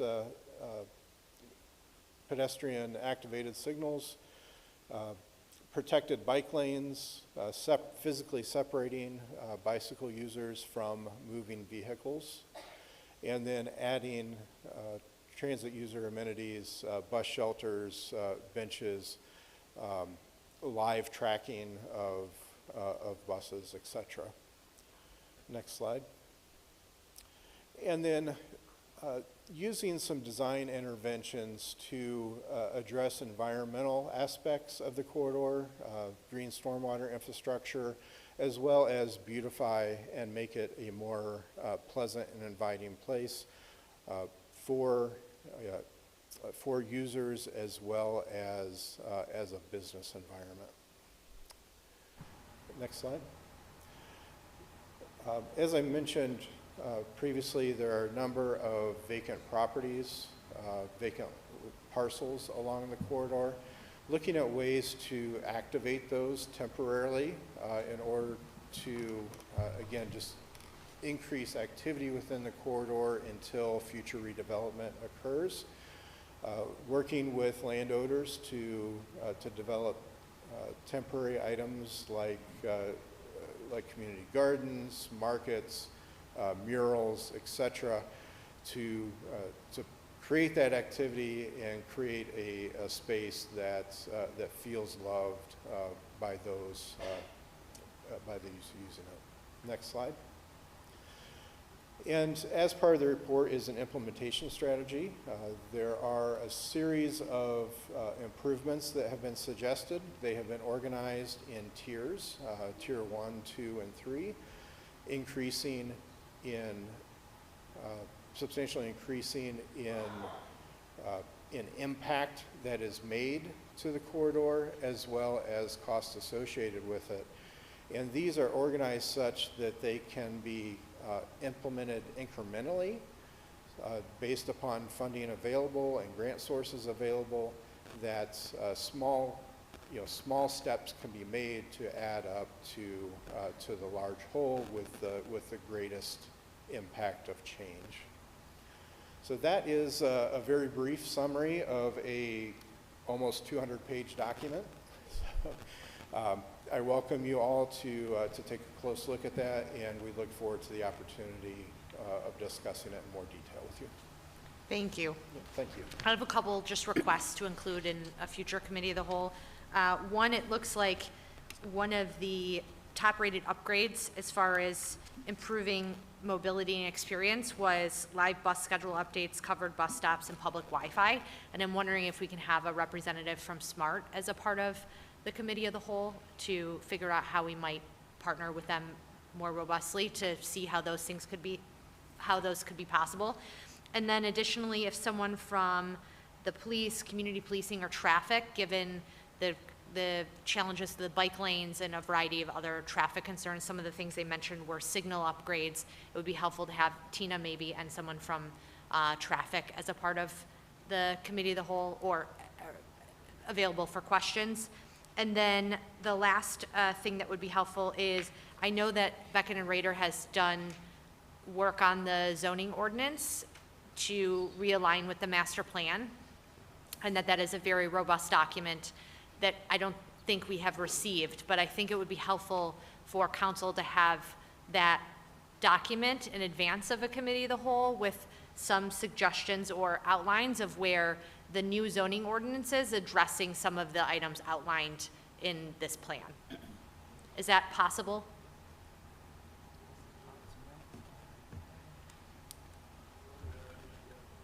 Okay, thank you. Madam President? Mr. Noonan. Yes, I understand that there might be like 3 different levels of funding, or 3 different levels that this project could go in. Is that an idea that you've got in mind? The way we have it structured, the goal is to eventually implement Tier 3. What? The goal is to eventually implement Tier 3. However, we have organized it in such a way that incremental steps can be made towards that. So, for example, Tier 1 improvements could be made, and then at a future time, should the city desire to implement additional Tier 2 improvements, one builds upon the other so that we eventually get to Tier 3, which is the most impactful change to the corridor. Could you give us some idea as to what dollar amounts might be entailed with each one of those? Is Tier 3 only achievable through bonding? I'll leave Tom to describe that in more detail, but the goal is to engage grant sources for these. I can't hear. So thank you. Yes, there's several layers of ways we hope to fund this. Van Dyke is a state road, so we've had several conversations with MDOT, and Scott Singer is their operations director, was at our public meeting, and when They have Van Dyke scheduled for repaving within about 5 years. So our goal would be to move that up. But when they pave Van Dyke, they will implement all of the curbings and things we would like. They're in favor of all that. So those costs will be an MDOT cost. I believe sometimes we have a share in some of those roads, but it'll be primarily a heavy lift for MDOT. Some of the things we'd be looking for is non-motorized transportation grants, greening grants, because we know Green Macomb will help us with the trees and the plantings. So there's several layers of potential funding. Madam Chair? Mr. Noonan, are you? I yield. Thank you. Mr. Boyke? If Councilman Lafferty's was a motion to move it to a meeting as a whole, I'll support that. A motion to receive and file the report, and then Ms. Moore will schedule a committee. Can I just make a comment? I think at this point, we are being asked to buy into the plan, basically just to approve the plan, not the phases or the implementation or how we're going to get there. So I think we're getting a little ahead of bringing in this person, that person at this point. It's just to go through what the plan is, how we got there to the plan, right? That's correct. And most of the applications in the process want a resolution from the governing body. So with the resolution that we like this plan, then we can begin the application process. That's the biggest piece of, and we can also begin this priority, like Brian said. There's all those phases. Some of the stuff we're going to need engineering done first, and then bidding, and so it's an ongoing process. So with the approvals, we can then begin those processes. And it's possible, I would assume, that there might be a grant opportunity that comes up that might address one area, and maybe we go there first. Oh, absolutely. Or We're going to do things- definitely apply for those, yes. Right, so, okay. Understood. Through the chair. Mr. Boyke? Thank you. Okay, Mr. Dwyer? Yes, I just have one quick question here when we're talking about the survey. How many people roughly were surveyed? Well, we received a little over 200 actual surveys that were from the state, or from the zip codes in question. Some of them came from out of state. They were off the wall. So it was a little over 200 that actually surveyed. We did have several in-person meetings, but the actual surveys that was turned in. Okay, thank you. Thank you, Mr. Bomarito.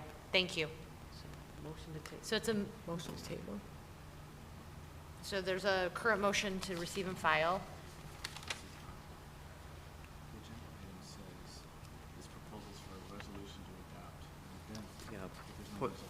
Yeah, point of order. Mr. Lafferty? Mr. Schroeder is looking for the resolution, and we were doing the very same thing.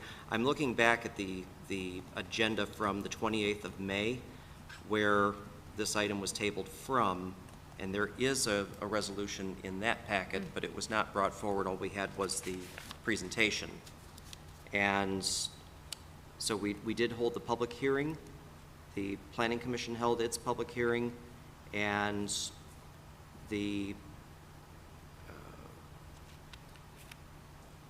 we are resolving that the report of the Planning Department attached hereto be submitted to the City Council, and said resolution recommended for adoption. That is essentially it. So there is no more to it.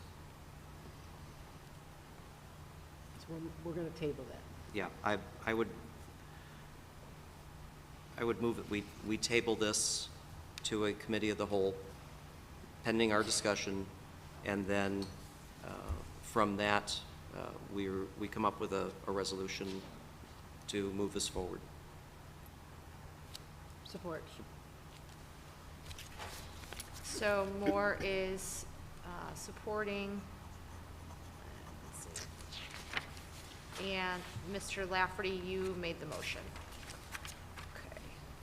Ms. Moore? Yes. Mr. Lafferty? Yes to table. Mr. Dwyer? Yes to table. Mr. Boyke? Yes. Mr. Noonan? Yes. Ms. McGee? Yes to Rogan C is a yes. Item is tabled.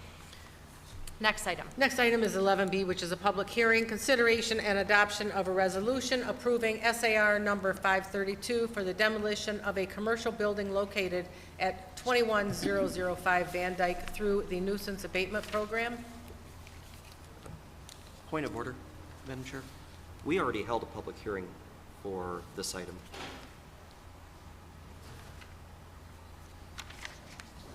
This is just the SAR to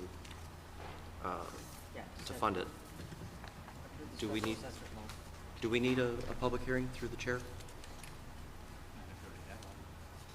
You might want to, just because it's posted as such, you might want to. Just have one again. Okay. Okay. Dave is shaking his head no. Can you summarize the matter, Mr. Mazzarelli, briefly?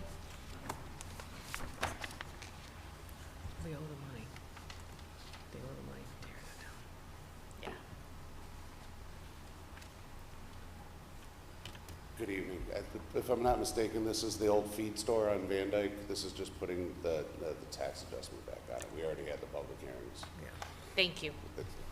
Is anyone from representing the building here to speak? Okay, I will open the public hearing. Motion to approve. First audience. Is there anyone from the audience that wants to speak on this? You close the public hearing. I open the public hearing.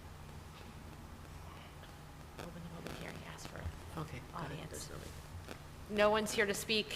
Close the public hearing. Motion to and- approve. Thank you. Support Lafferty. Any discussion? Hearing none, I will call the question. Ms. Moore? Yes. Mr. Lafferty? Yes. Mr. Dwyer? Yes. Mr. Boyke? Yes. Mr. Noonan? Yes. Ms. McGee? Yes. Rogan C is a yes. Motion carries. Next item. Thank you, Mr. Mazzarelli. Next item is 12A1, proposed resolution recognizing Harvest Time Hope as a nonprofit organization operating within the city of Warren, and 2, proposed resolution recognizing Harvest Time Community Development Corporation as a nonprofit organization operating within the city of Warren.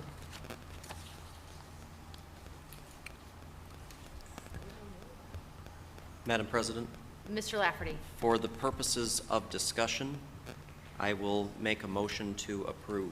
Thank you. Support, With anyone? discussion. Support. Ms. McGee is support. Discussion, Mr. Lafferty. Thank you.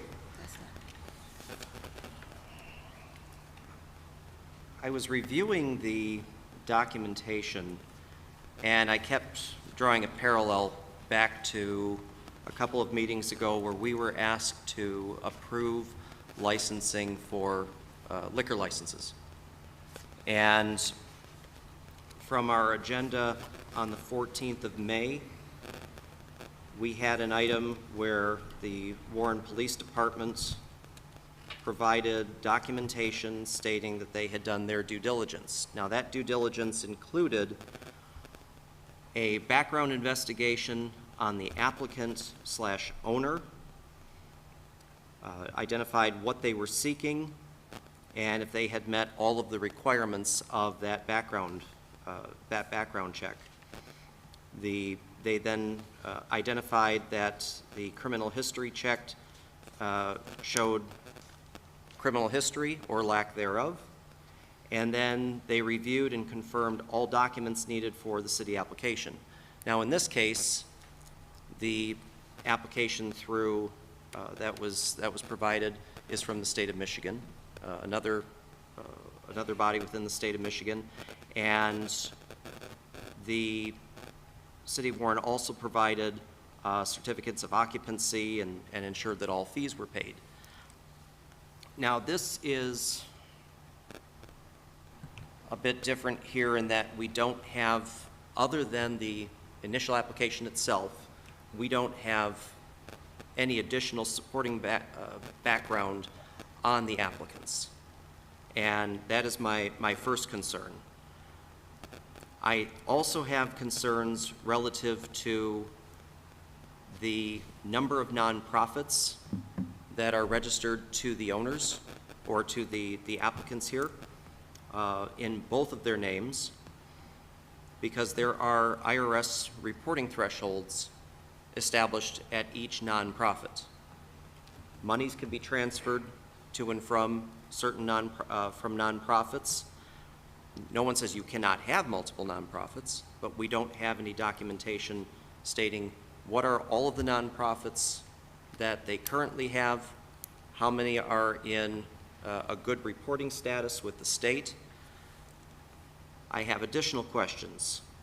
Do the applicants have a solicitation license with the state of Michigan licensed through the Attorney General for any of the nonprofits? I would also like to know if gaming licenses have been applied for previously with the state of Michigan or any other states, and what the determinations were by those regulating agencies.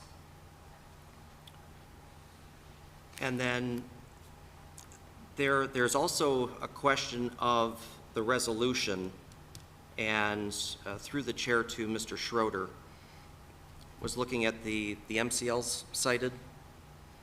And can you speak to that? Because it seems that there's an error there with the definition and, you know, even finding it in the MCL.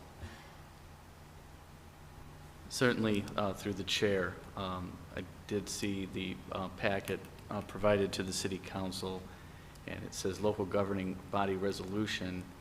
It's on a form through the Michigan Gaming Control Board. It says required by MCL, and it cites the statutory section 432.103 sub K sub 2, 432.103 K2, and you go to that section of the statute, and it refers to something completely different. It appears that this citation is to a section that's been amended or changed, so it's incorrect, and I don't know that that's the applicant's fault. I think that the Gaming Control Board might have an incorrect citation on their form, which would lead us to the section to show what the governing body's duties are. Okay. So would it be appropriate to amend the resolution to point to the correct statute? Would that be required in this case? Well, I don't know that we can amend their form here. It says required by MCL in the section. I'd like to know what section should be the correct section. It's not apparent to me what the correct section should be. But we would have to get confirmation from the Gaming Control Board as to why they put out a form with a antiquated section number, but that section should tell the local governing body what their responsibilities are in reviewing and deciding, it says approval or disapproval, what your criteria are. All right. Well, that's a matter to be taken up with the state. The second item that I have is, and it's very specific, that the Attorney General specifies that they must have proper registration or exemption. And registration is required for most 501c3 organizations. There is an exemption for some organizations, and in this case, there should be, as part of our packet, either a registration or an exemption, and neither one was provided for either application. And I don't know if the City Attorney's Office has that, through the chair to Ms. Michaels. Yes, Ms. Michaels?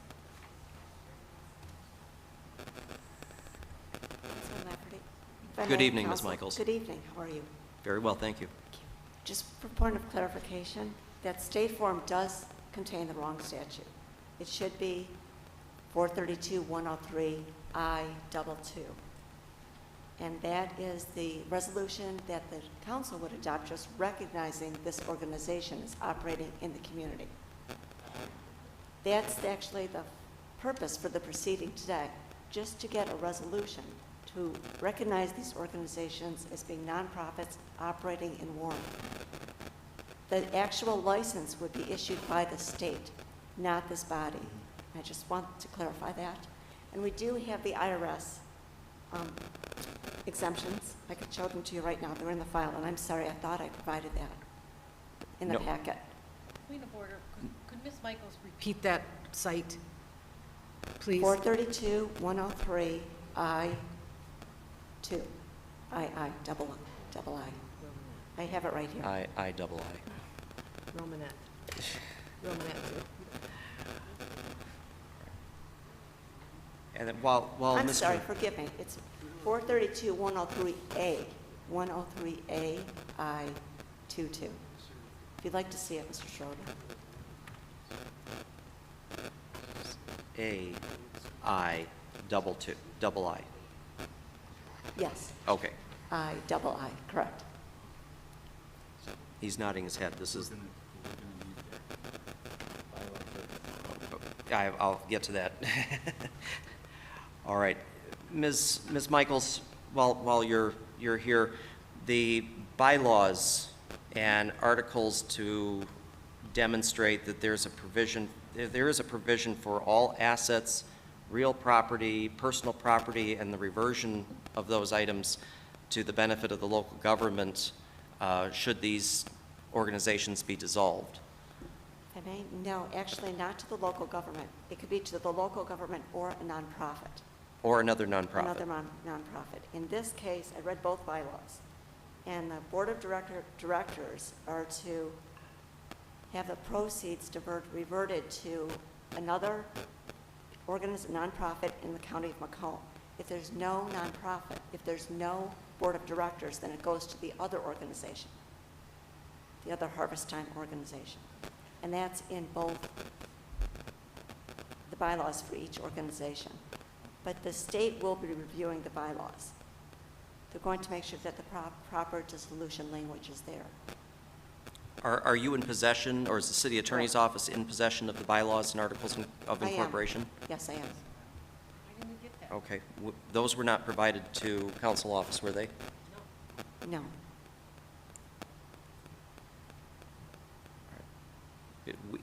If we're going to be asked to here. approve, we should be provided copies of all relevant documentation.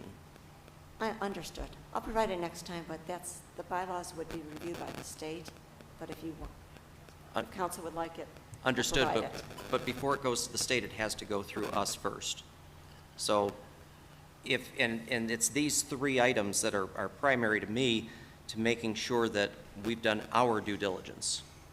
And so making sure that we have the correct statutes cited, making certain that we have the registration or the exemptions per the Attorney General's requirements, and then all bylaws, articles of incorporation, a list of the board of directors for both of these organizations would also be beneficial to us.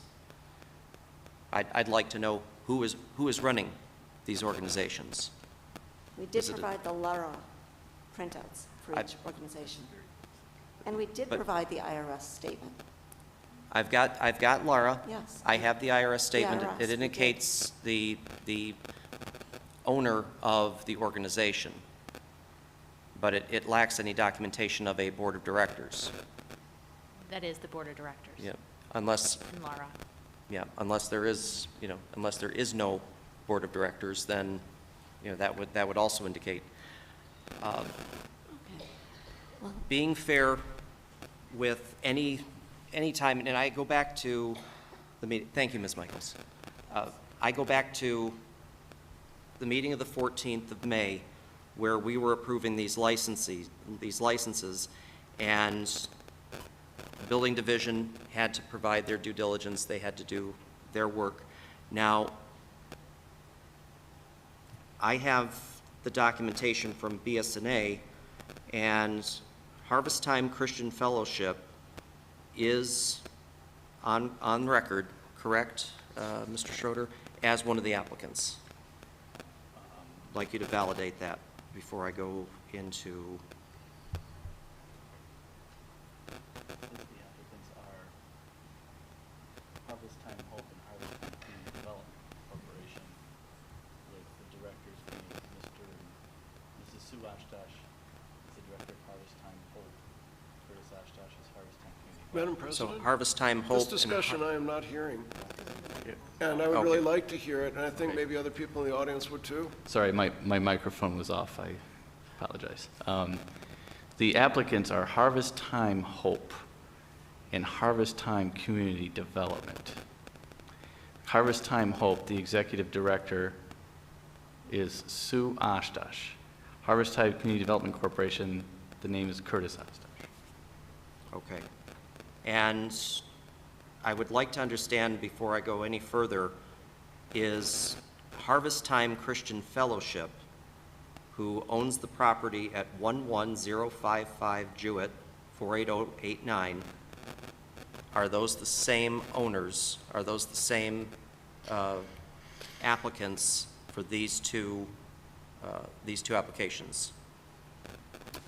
I would not say they're owners. Nonprofit organizations are just that. They're nonprofit corporation. The assets of the corporation belong to the people of the state of Michigan, and they're sort of the trustees of these assets as the executive directors. I would say, with respect to the entity you just mentioned, Councilman Lafferty, Mr. Oshkosh is an agent of that corporation, and he's also an agent of one of the applicants, which is Harvest Time Community Development Corporation. He would be considered an applicant under the Michigan Gaming Control Rules here.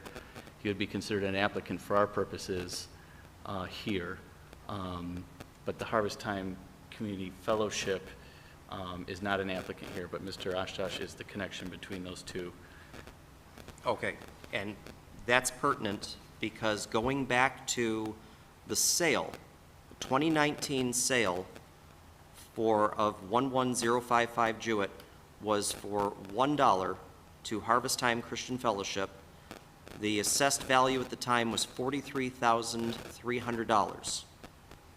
And per the record, Harvest Time indicated that the home would be completely renovated and would use it for shelter of one of their neediest clients while they help them get on their feet. This home setting will allow Harvest Time to help them get through school or find a job and get integrated into the community. The property was to be renovated to code within 6 months. Now, I've looked through BS&A, as I do for all the properties that come up to us, whether we're doing a demo or someone's asking for an extension. And Mr. Oshkosh came up to the microphone at the beginning of the meeting indicating that they have invested significant amount of money into this property. Yet, I'm looking at building permits, and not one building permit has been issued at this property since September of 2020, and that one was canceled. I'm also looking at the tax information, and according to BS&A records, now they may have been paid at the county, but taxes have not been paid on this residence since 2020. They are in arrears, winter and summer, all the way back, including winter 2023 taxes. So we are behind on taxes. We have no building permits on that for the applicant that is related to the two licenses in front of us. And we have many unanswered questions relative to the licensing agreement that I think should be answered before this body votes on this matter. I'll yield at this time. Thank you, Mr. Lafferty. I wanted to answer the gentleman's question that I asked in the back.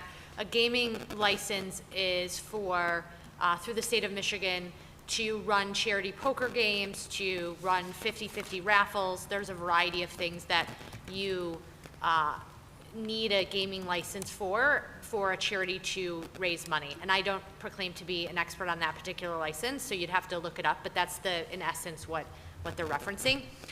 The two organizations, Mr. Lafferty, Harvest Time Hope and Harvest Time Community Development, don't have Attorney General license to solicits, which are fairly easy to do, but in the state of Michigan, you do have to have I'm a consultant for nonprofits, you do have to, and my other job, you do have to have a license to solicit in the state of Michigan to go out and solicit funds, and you don't presently have that on record, which you can submit an application through the Attorney General's office, but neither of those exist for either of those entities.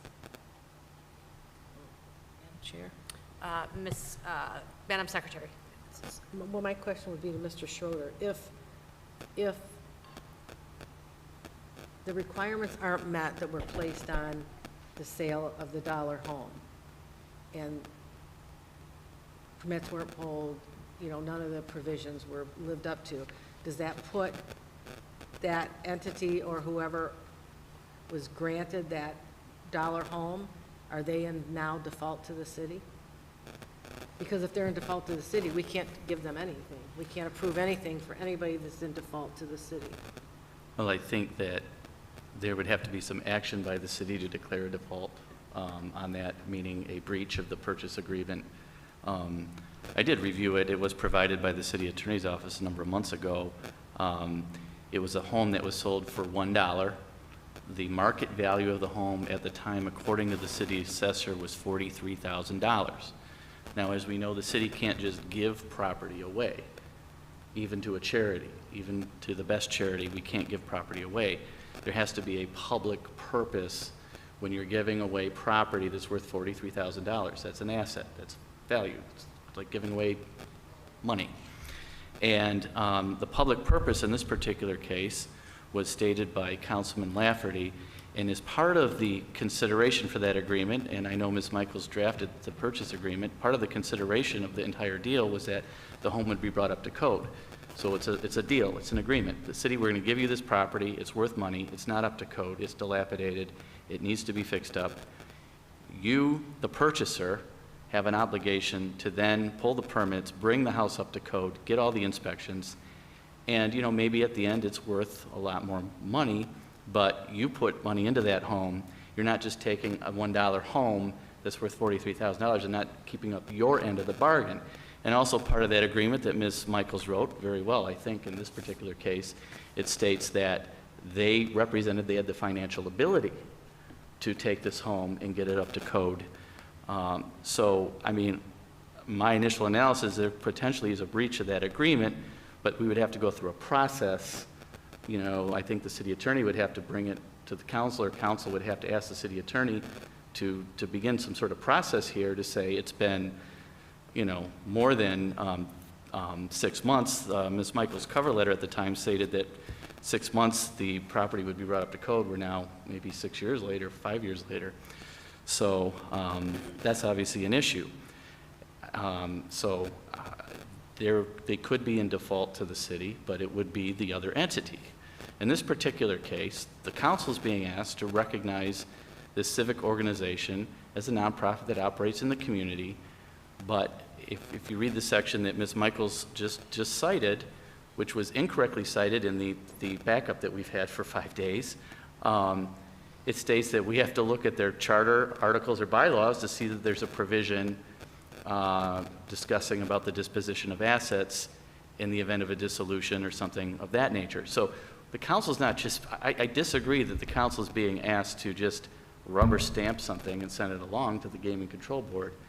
I mean, the council is a guardian of the city of Warren and the tax dollars here and things that are happening in the city. And as a result of council's action, there could be gambling, you know, occurring in the city in a certain location. So I think it's appropriate for the council to review all of the bylaws and all of the documents and also see that the Attorney General has approved this charity. And if those things all check out, I think that at this point it would be the council's obligation to review it and send it along to the Attorney General, and then they can conduct a criminal background check there and decide whether they ultimately get a gaming license. But there's a few boxes that might need to be checked here. I mean, there's got to be a reason that the state requires us to weigh in on this, rather than just take Ms. Michaels' cover letter as gospel, right? I mean, we are standing in the way of or facilitating something. They are looking to us as people on the ground to see the big picture. So I think, tabling? At least, yes. I don't know how much time the city attorney's office would need to provide the information we've requested. I don't want to stop anybody else from speaking with a premature tabling motion. If somebody else wants to, I'll certainly hold back. Mr. Boyke? Madam Chair, question to the Chair for Mr. Schroeder or Ms. Michaels. Does the state of Michigan conduct their own background investigation, or they rely on the council's approval? Councilman, the state of Michigan, there's a chief investigator, his name's Tom Buckley, works at the Gaming Control Board. They will send his department everything from the city, and they will conduct their own background check at the state, and they will then send that to the executive director of the Gaming Control Board, who has the ultimate discretion to grant or deny a license. Among the things that are considered under the administrative rules are whether there's a felony conviction. That mentioned forgery and embezzlement are two things that they really take seriously there, that, you know, but it's ultimately up to the Gaming Control Board director to make the decision. Now, they're not necessarily licensing these entities. They're approving the entities, and then each event gets a separate license. So they're not going to be licensed. They're not going to have a gaming license. They're going to have an approval from the Gaming Control Board, and then if they want to have an event, each event would get its own license. Okay, thank you. Also, there's knowledge of 2 convictions, federal convictions, for both of them. I heard some talk that they were expunged. I don't see any records here, and last I checked, federal statute doesn't provide for expungements. Am I correct? Unless... Councilman Boyke, you have a little more experience in the federal realm than I do, and I think you're correct. That we have an expungement statute here in Michigan, which is pretty liberal for felonies and whatnot. I don't see that. I think that maybe you could get a presidential pardon or commutation or something along those lines. So we might want to check with the White House. But short of that, I think the docket would show that, and these are open public records. Okay, well, those are my concerns, and I think the council, if we're doing a semi-investigation here, we should have that information, those documents, along with Councilman Lafferty's recommendations. Yield back. Thank you, Mr. Boyke. Ms. McGee?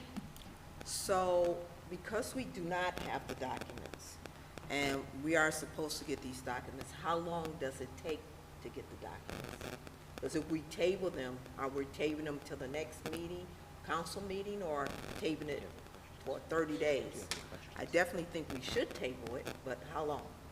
So I think, at least from an Attorney General perspective, it takes a week or 2 to process your license to solicit, assuming you all do that tomorrow or such.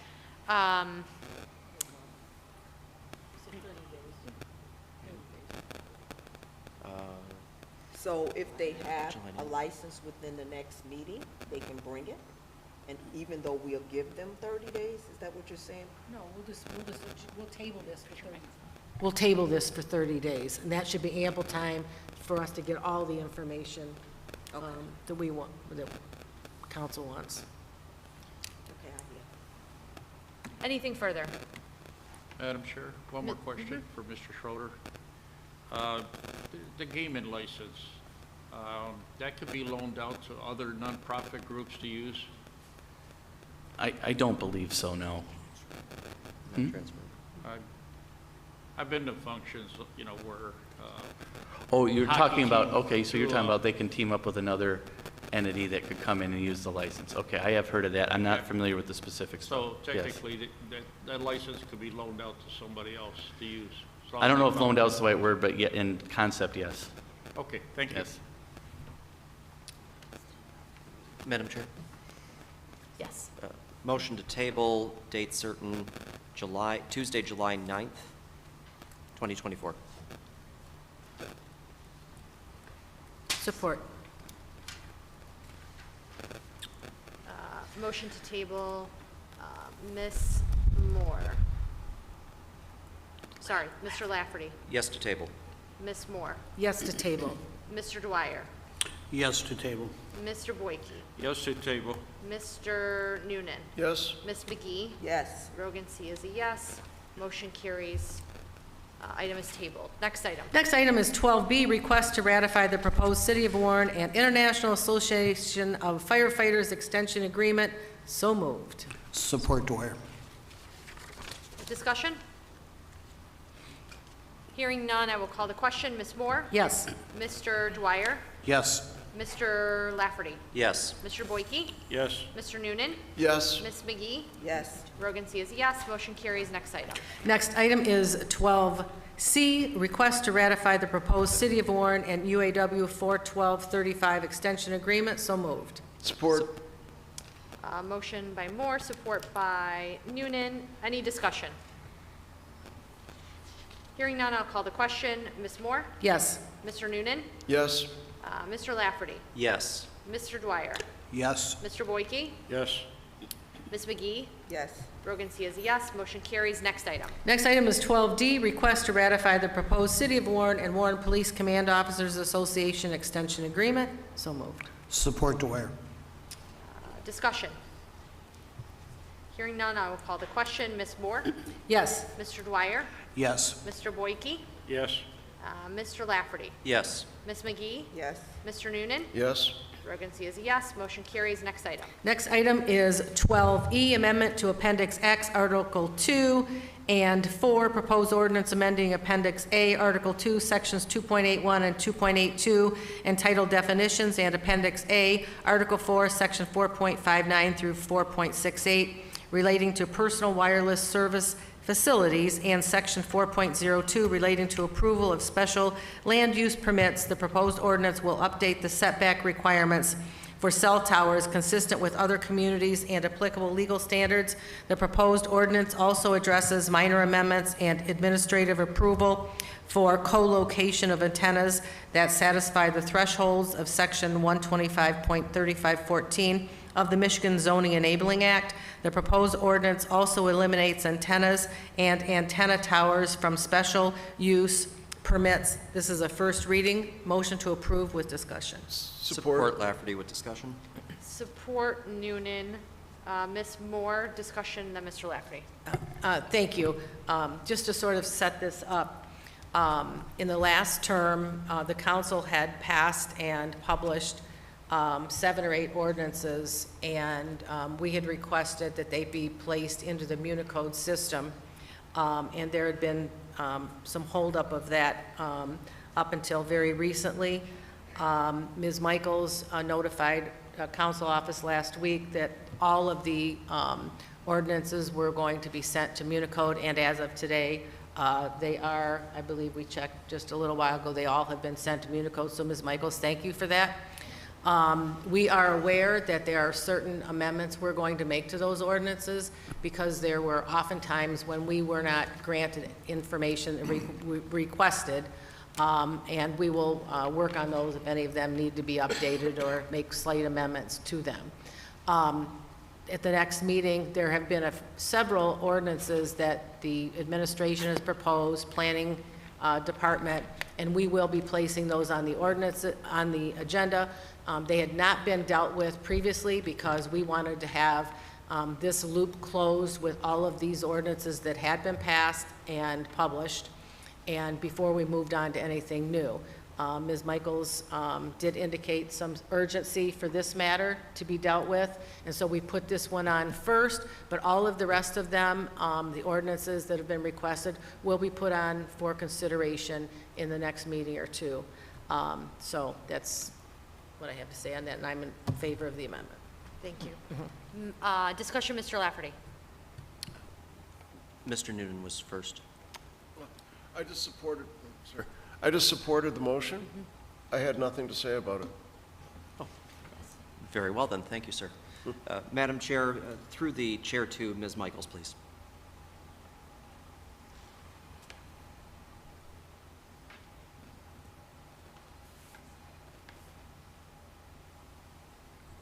Good evening again. On page 11, it's section 466, antenna and antenna tower removal. Section 1 and 2 both refer to the owner of the property. And in reading that in context of the agreement, I'm curious if perhaps we've conflated the owner of the property with the owner of the tower or the antennas in particular. I know that if I was leasing the property to a telecom, that I wouldn't be climbing the tower to remove the antennas. No, that provision wasn't touched. That's a that was retained from the prior ordinance, so that will be updated. I'll make the correction so that the tower owner would be responsible, but ultimately, we'd like the property owner to have an insurance policy, so to speak. Mhm. So we have the property owner be responsible to us, ultimately. Well, we could They always. should have a lease that requires the removal. Absolutely, and perhaps that could be a provision, an additional amendment within, in time for the second reading? We could, yes. Okay. We might have missed it 4 years ago. I might have Oh, missed it's it. decades ago. Oh, well, I wasn't here then. Okay. And then the only other item that I had was the special land use approval, section C, under 1402. That entire paragraph is being struck? That's correct. Okay. When there's a co-location, as long as the new antennae don't exceed the height of 10 feet or, 10% of the current height or 20 feet above, or increase the circumference, then it would be just a minor amendment. We can't, under Michigan law, have a special land use approval. The city could have special land use for a new tower, but under state law, there's a shot clock, so to speak, federal and state law. States actually could be more restrictive. And if we don't approve within the 60 days or 90 days, it's considered approved.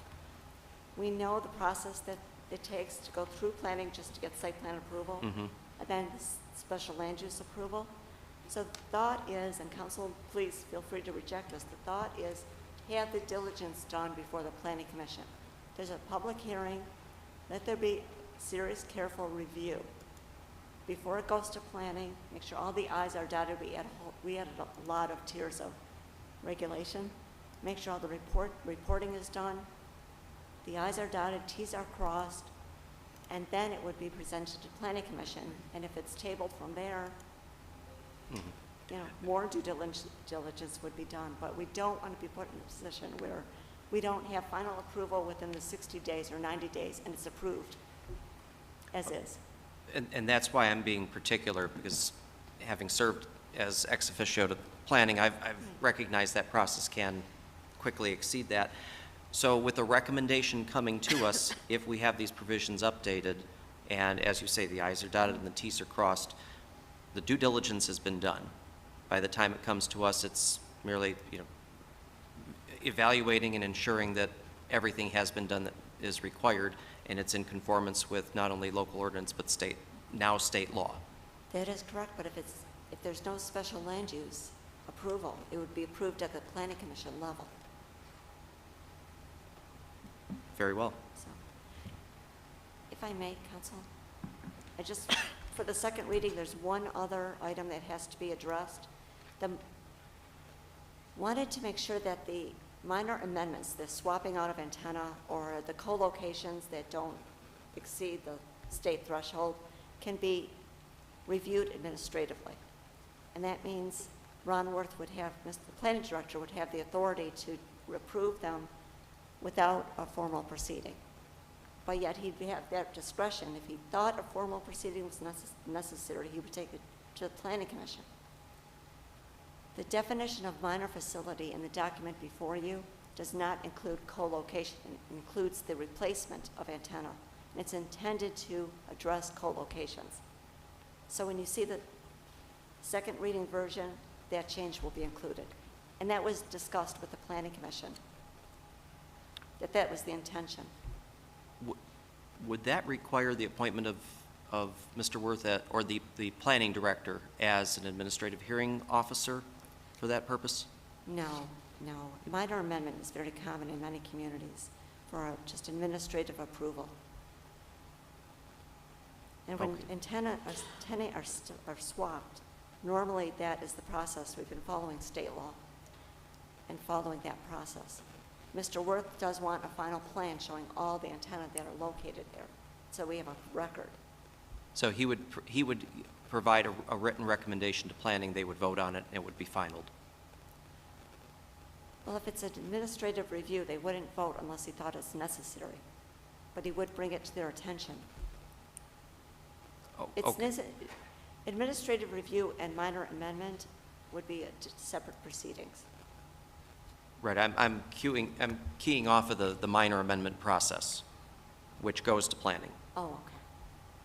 So you're saying that, but as an administrative responsibility, it would be his signature, pen to paper, through your office? According to the standards in the ordinance. And Mr. Worth would have the discretion to bring a matter before the Planning Commission. Okay. I just don't want any, I don't want an end run around council for, these can be at issue from time to time. I just want to make sure that we've got the proper protections and the process in place, that where antennas need to come to us, they do. For a minor Yes. co-location, it is administrative. The tower's already there. Correct. Okay, thank you. Thank you.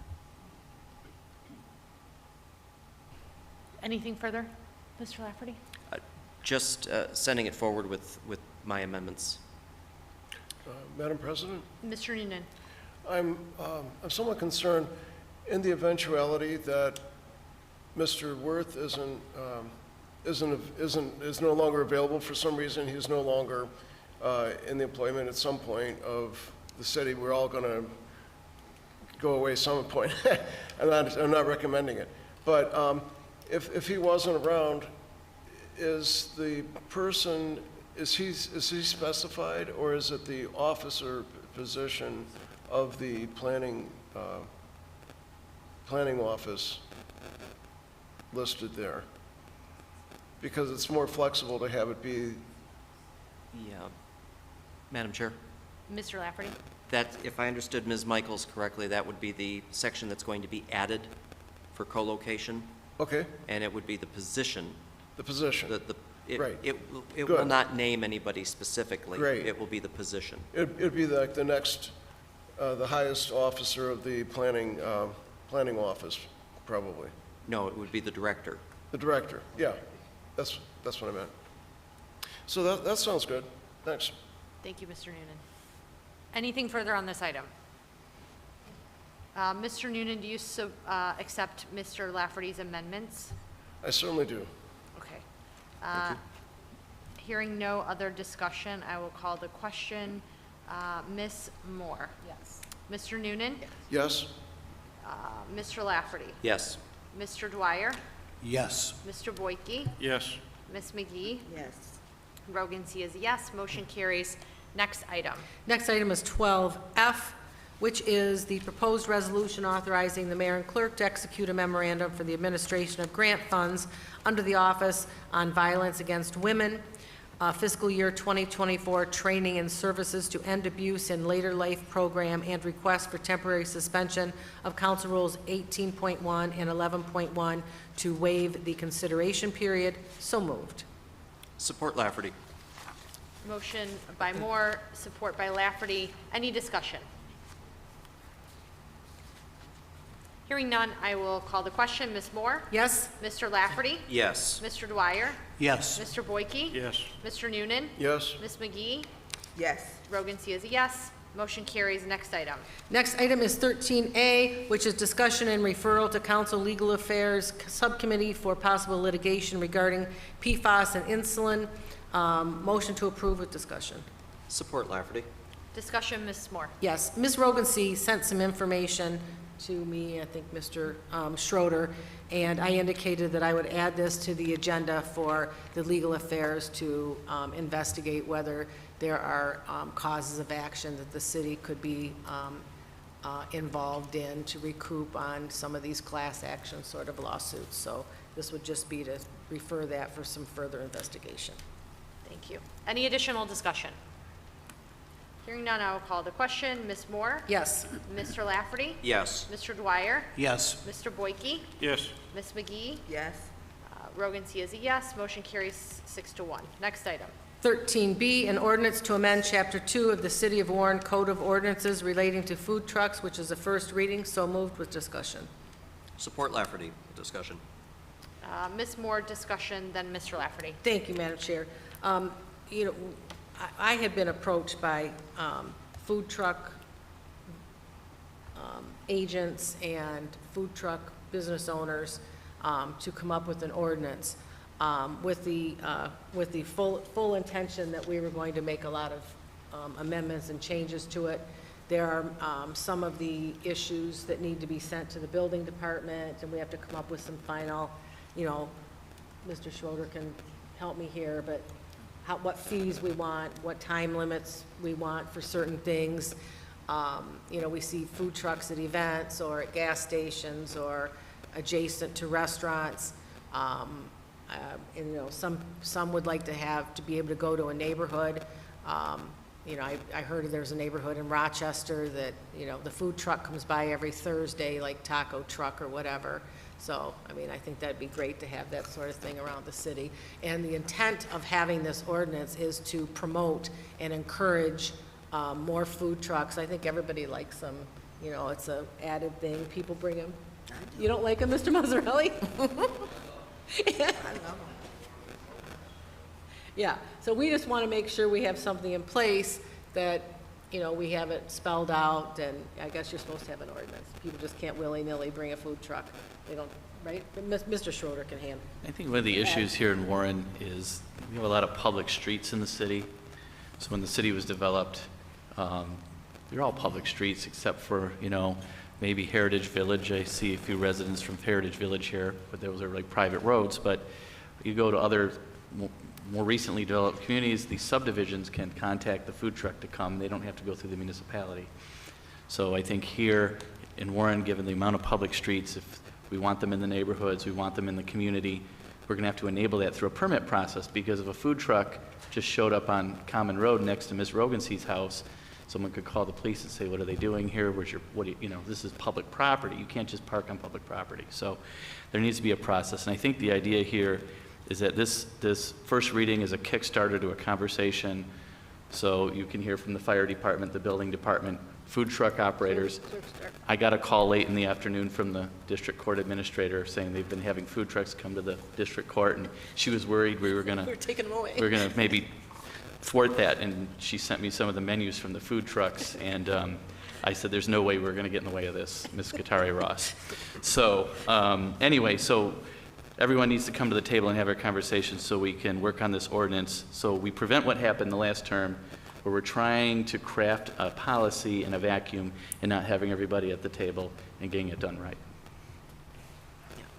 So, you know, once we pass this, if we pass the first reading, then we will see who we need to involve in discussions, and then we'll have a committee meeting of the whole with that. Everybody can weigh in on it, and then we'll go from there, if that works for everybody. Thank you. Madam President. Mr. Lafferty is next, then Mr. Noonan. Thank you, Madam President.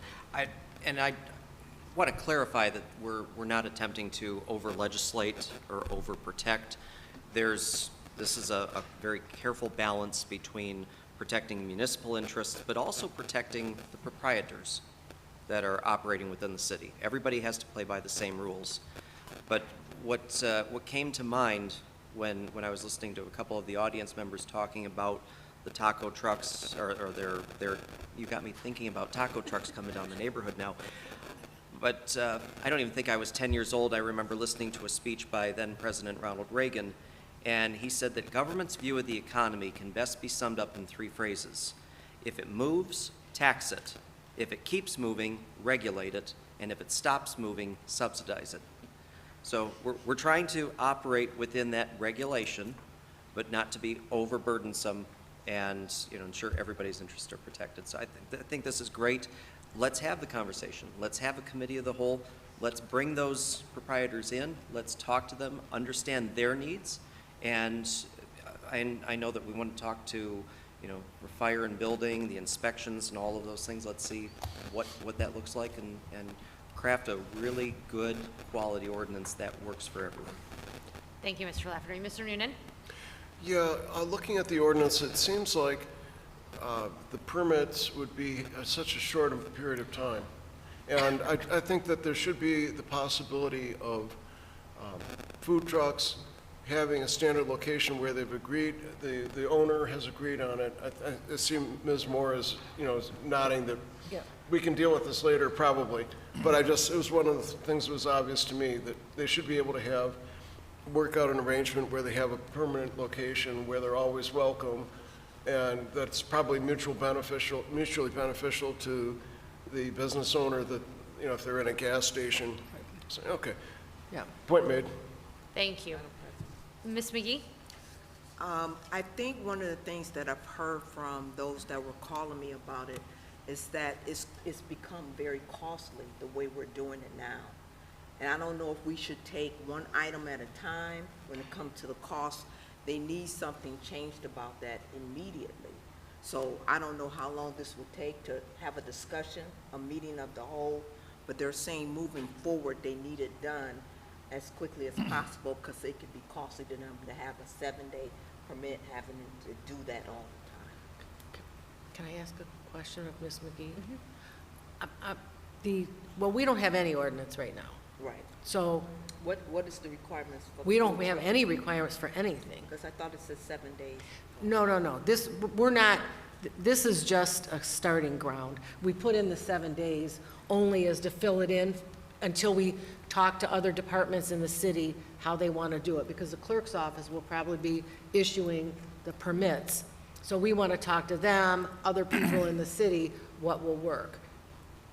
Because there's going to be temporary, there's going to be people that stay a longer time, and we can change those. But this is not set in stone. This is just for somewhere for us to start talking.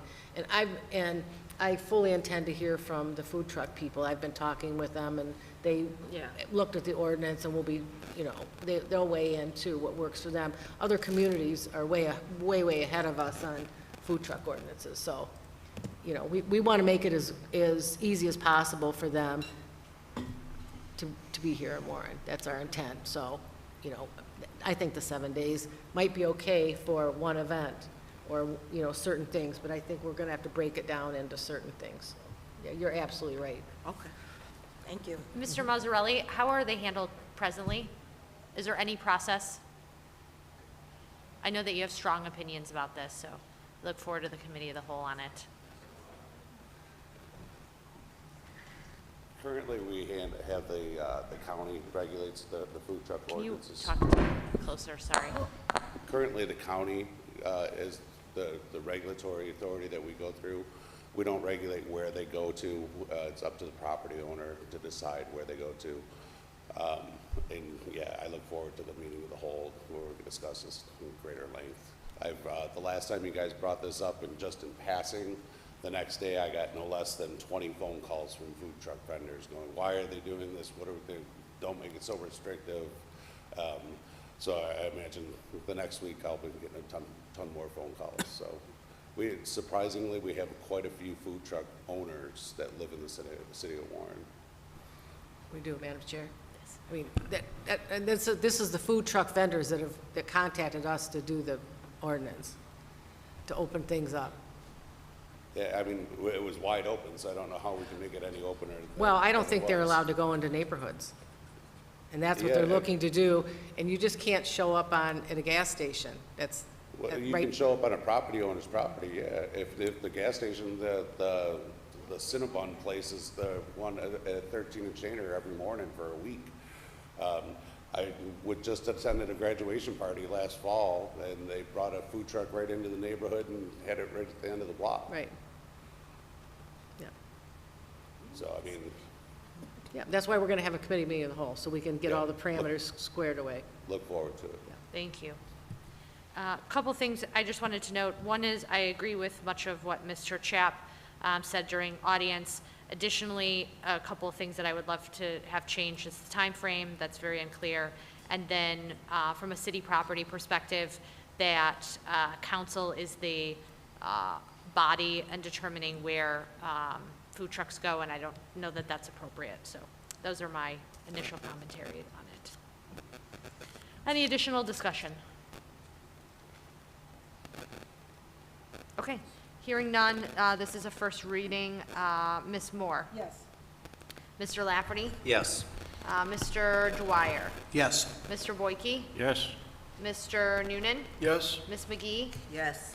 Rogan C. is a yes. Motion carries. Next item. Next item is 14A, request of the Communications Department for transfer of funds between line items in the amount of $2,300 to cover overtime, contractual obligations, consideration, and adoption of a resolution. 5 votes are needed. So moved.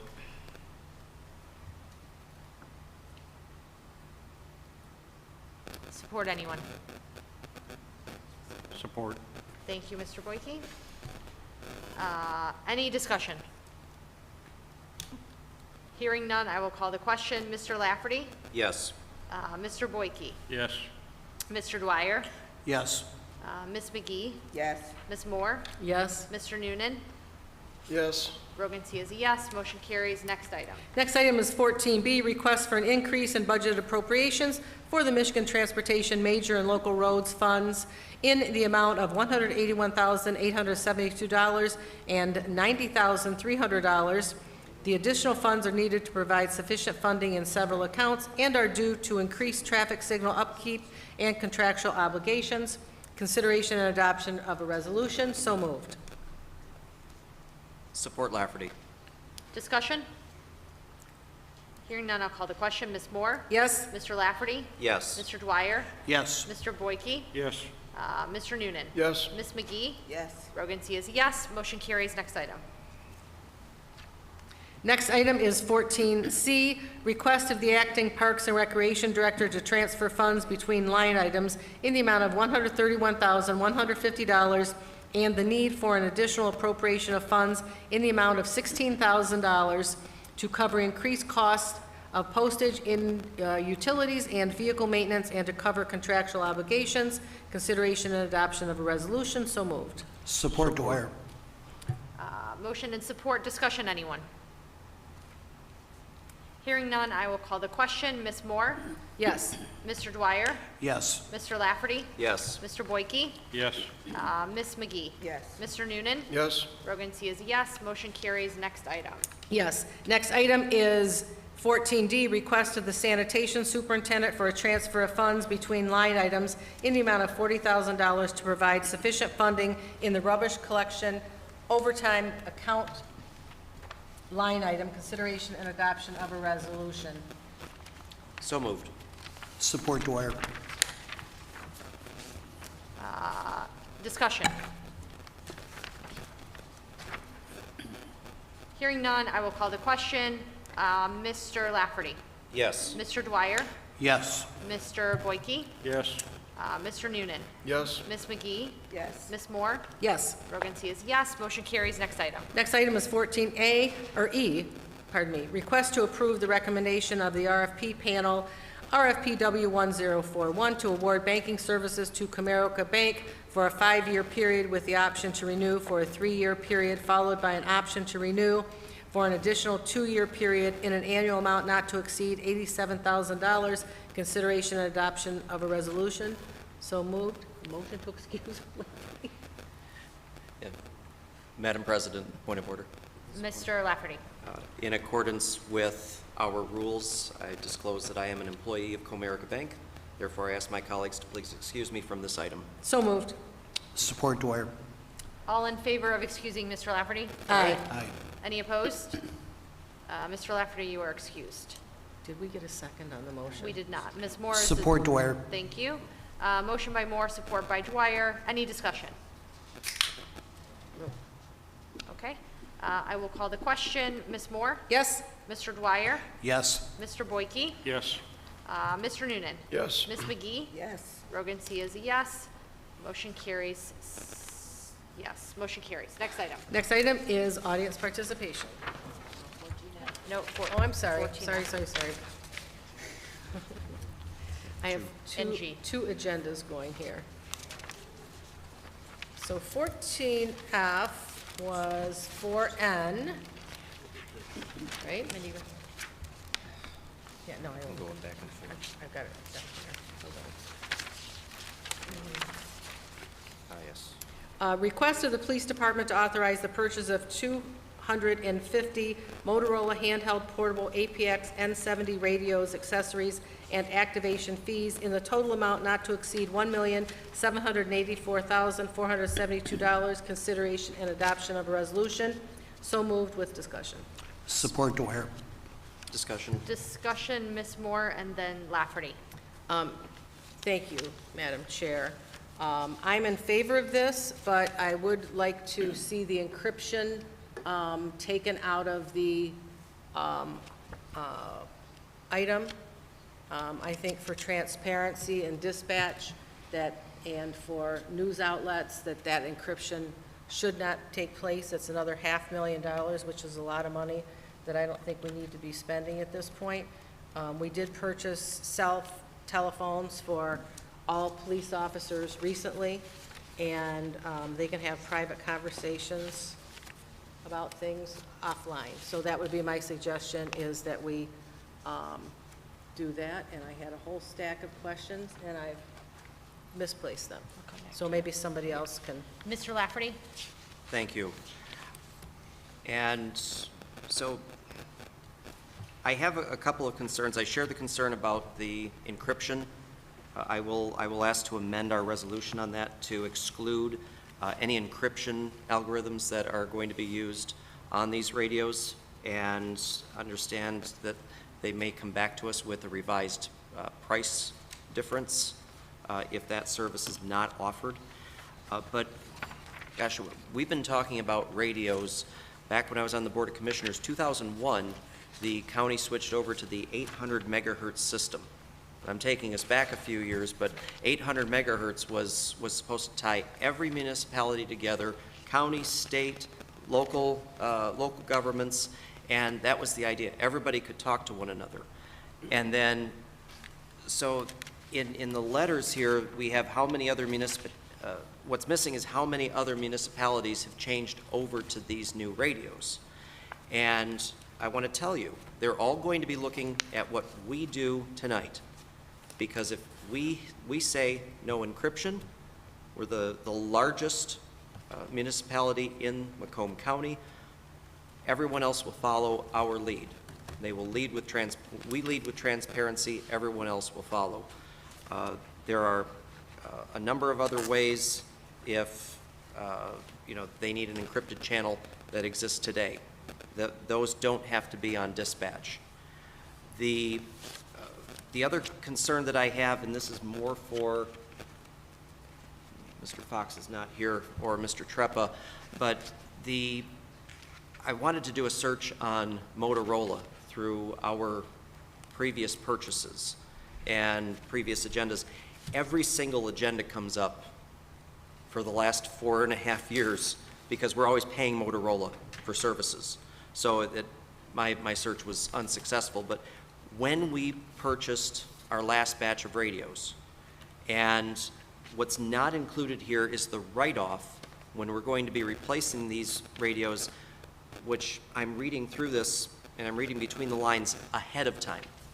So that's not factored in to the total cost of this change, that we're likely going to be writing off cost of the existing radios, and that hasn't been disclosed here. And it's good to know, because if you're purchasing a product, you want to know how long it lasts. And Mr. Watts spoke during audience, and he talked about end of life. Now, products go end of life all the time. I just bought a new mobile device, and it goes end of life in 1.5 years. Well, that means that, the manufacturer is not going to be making parts for it. It's not going to turn off in 1.5 years.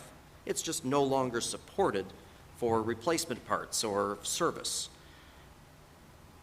That probably wasn't taken into account in our last purchase. So we really need to get better at looking at our long-term plan technologically. I think that these, giving our officers every single tool they need is well worth the price that's in front of us. And although I do want to amend the resolution, and I'll look at that after Ms. Moore has her questions, but I do want to make that note that we should ask the controller to return with what is the write-off that we're seeing with the total replacement, what was the present value, and what was going to be depreciated prior to this letter coming to us. Thank you.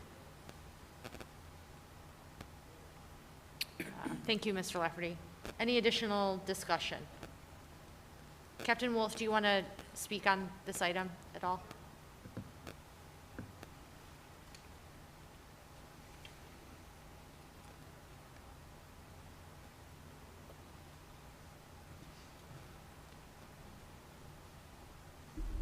Good evening, Council. Captain James Wolf.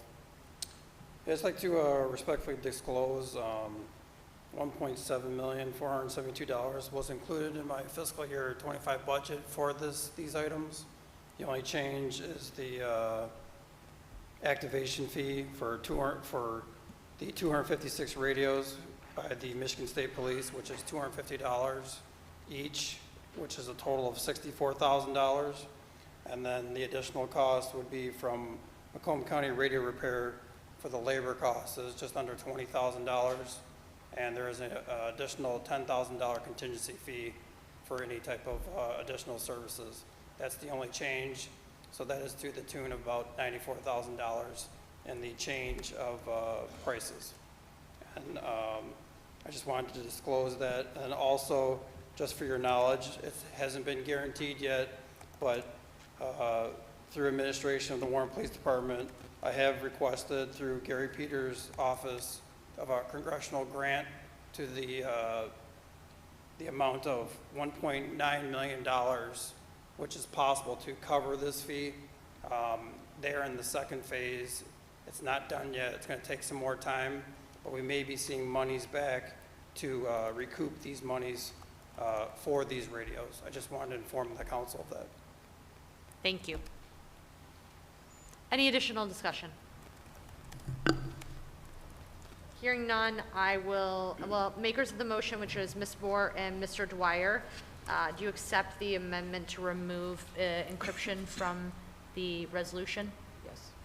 I actually have I do accept, I do want to add the language to it because we're not taking away, but we're actually adding language to take away the encryption. Understood. So in the resolve statement, therefore, it is resolved that the purchase of 256 APX NX70 portable radios, 64 radio heads, and related accessories, along with activation fees, as shown in the table below, with the exception of any encryption package, are hereby accepted by City Council. Council, if you'll allow me, may I comment on this as well? Yes, use your name, say your name. Sergeant Brandon Roy of the Warren Police Department on the Technical Services Division, Sergeant. I also like to point out in support of this project, I have Brandon Lewis, the Director of Emergency Management for Macomb County, and Sean McCarthy, who is the Technical Services Manager for Macomb County. I want to clarify the encryption line item.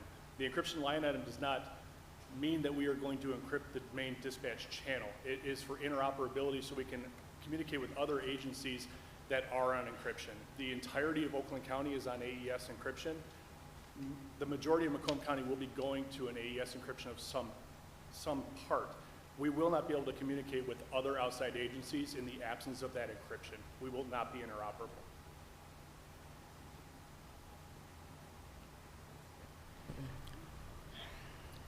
Well then, through the chair, Mr. Lafferty. who did you say you had again from the county? I have Brandon Lewis and Sean McCarthy, the Director of Emergency Management Communications, and Sean McCarthy, Technical Services Manager. They're both here tonight? Yes, they are. My motion stands. I mean, I don't know why we're adding discussion. To I don't know how this came about, but. Go ahead, Mr. Lafferty. Discussion is done. just, We voted already. I would like some clarification then from the gentleman, especially from emergency management. Sure. I have the answer to their line.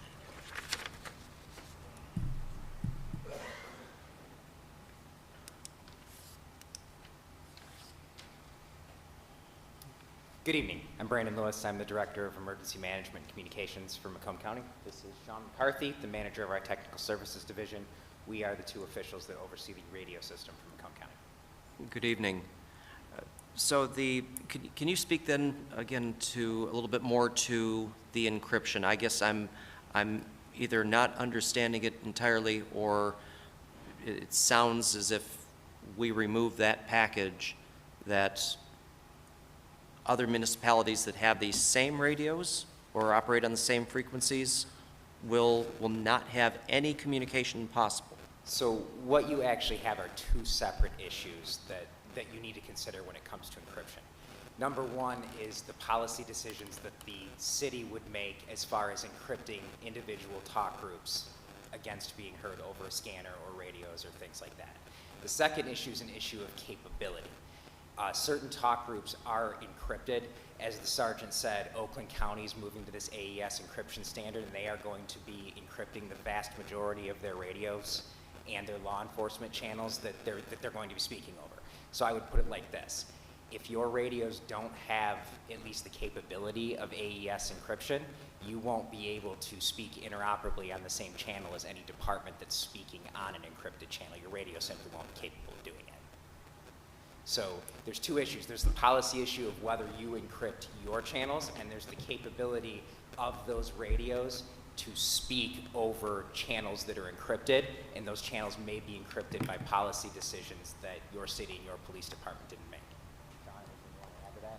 Well, I just would like to say that there are channels that you currently encrypt, have been encrypting for years, that this would just be a continuation of that. You don't encrypt the channels that are in question, your main dispatch channel, but you have some specialty ones that, for running lean, sensitive information, special operations units, those do run encrypted, and they have been for as long as I can recall. So this would be just continuing that. So you are stating that we already have encryption today 100%, yes. on our current system? But you don't encrypt. I'm sorry, I can't hear you. But you don't encrypt all your channels. You know, the primary channels are open.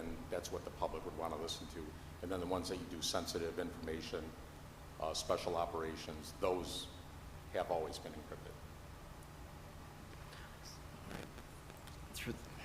So can I ask a question? I'm going to yield for the moment because I think what we're talking about now is a matter of policy. Yeah.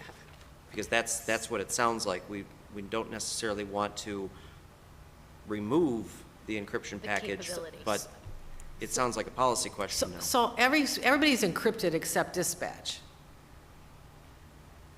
Dispatch would be required. Well, that's what we don't want. We want to take dispatch encryption out of the approval. That's what we're looking to do. Dispatch is just like another radio. The channels Right. that they would need encrypted, they would need encrypted. So Oakland County switched last year to what we have, or a year and a half ago, right? That is correct. So you have what we have. So why do we want to switch to what Oakland County has when we already have that? Shouldn't we say what we're going to do, and then why don't Oakland? I think I misunderstood your I think everybody's misunderstanding what we're talking about. I think part of the issue is that what this resolution does not cover is it does not cover how you communicate or how you use the radios.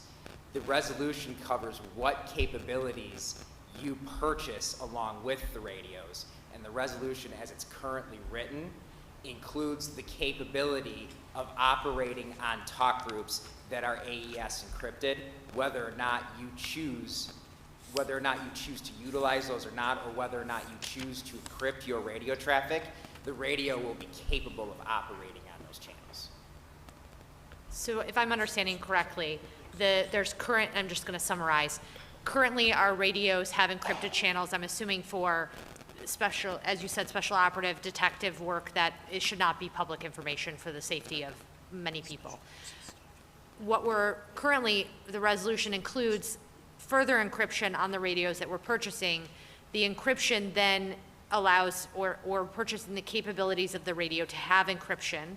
And then to your point about a policy decision is internally, what channels then would be allowed to be encrypted is a separate issue than the purchase of the radios with the capability to do so in the future.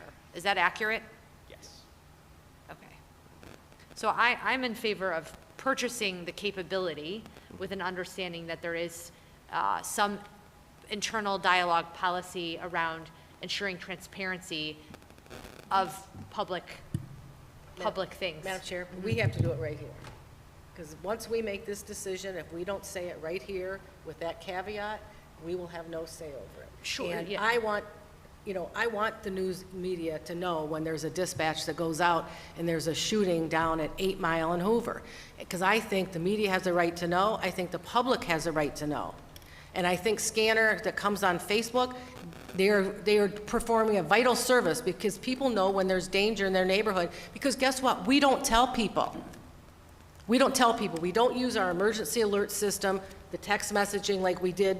We did it almost 20 years ago. I was the one that introduced it, and we would warn people, you know, stay in your house, don't come out. There's an active shooter. We don't do that. So what we're relying on now are people that monitor the scanner, and they put it on Facebook, or they go live on the scene to let people know what's going on. And I want the public to know what we're doing.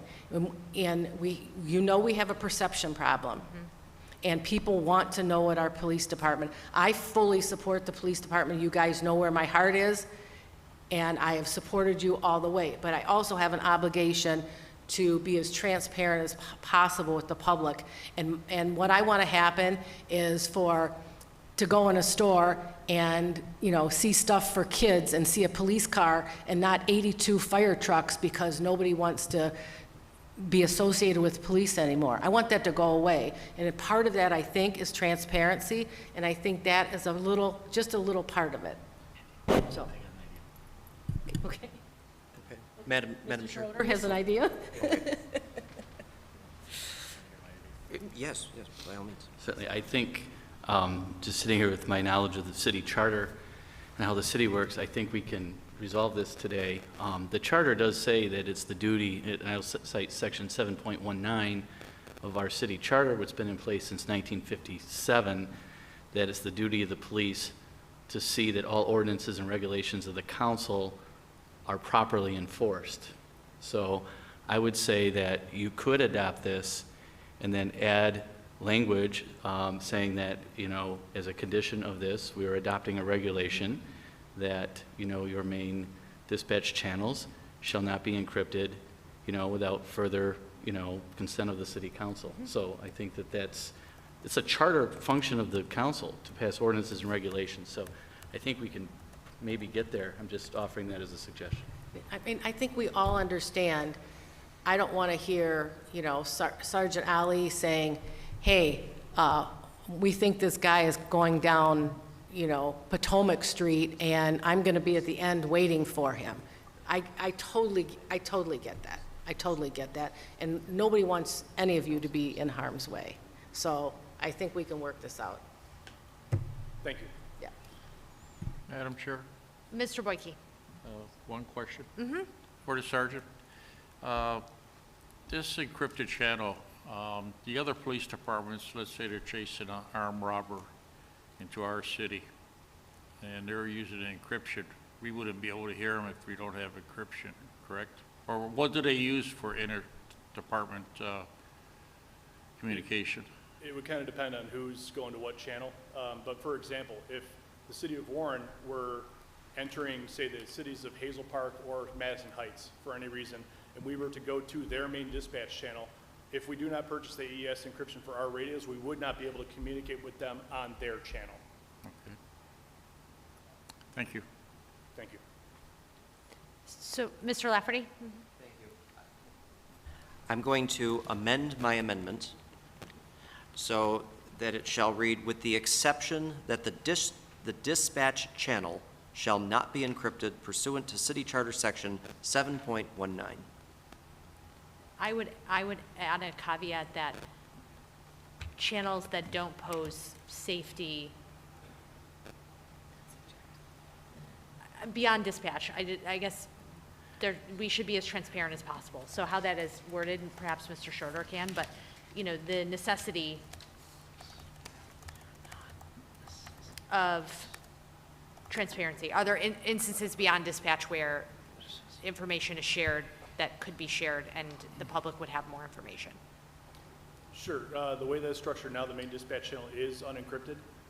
And then our channels where we do transmit that protected information, lean information, NCIC information, our special operations, our SWAT team, those are encrypted.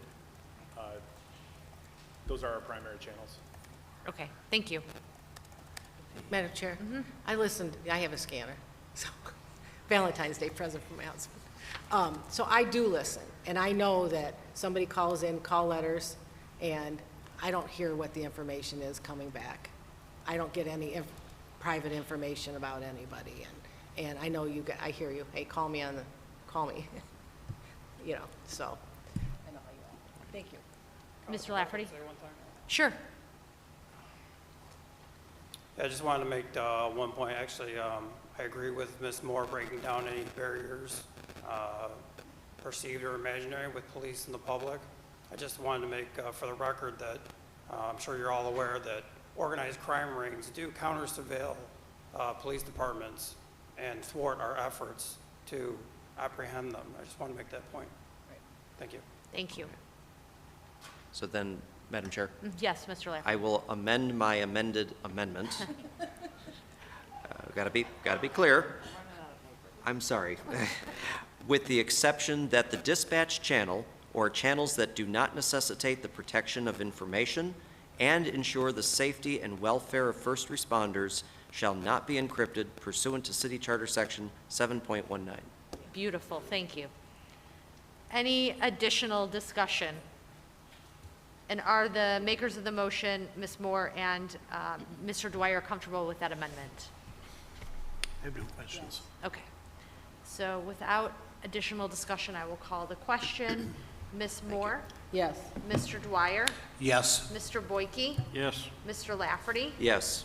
Mr. Noonan? Yes. Ms. McGee? Yes. Rogan C. is a yes. Motion carries. Next item. Next item is 14G, and that is what was 4L, proposed resolution providing public notice of intent to sell vacant tax reverted property at 12467 Sherman, Warren, Michigan, parcel ID number 1335336-021 for $1,500, subject to combination with 12475 Sherman, approving sale following 30-day notice period and accepting grant of easement rights. So moved. Support Lafferty with discussion. Support by Ms. Moore, discussion, or sorry, motion by Moore, support by Lafferty, discussion, Mr. Lafferty. Thank you. I've opened up a couple of, there it is, a couple of agendas. We tabled this, or actually we denied this back in March 26th, and they had taxes on the property that were in arrears, and those taxes have since been brought current. Right. So we have a valid offer now with the next door neighbor, and so I just wanted to make that clear that all of that has been taken care of. Thank you, Mr. Lafferty. Any additional discussion? Fantastic that this was remedied. Hearing none, I will call the question. Ms. Moore? Yes. Mr. Lafferty? Yes. Mr. Dwyer? Yes. Mr. Boyke? Yes. Mr. Noonan? Yes. Ms. McGee? Yes. Rogan C. is a yes. Motion carries. Next item. Next item is audience. Members of the audience who would like to address the City Council this evening may do so by filling out the audience form located at the right side of the stage. This is for general items, and first up is Mr. Michael Halawade.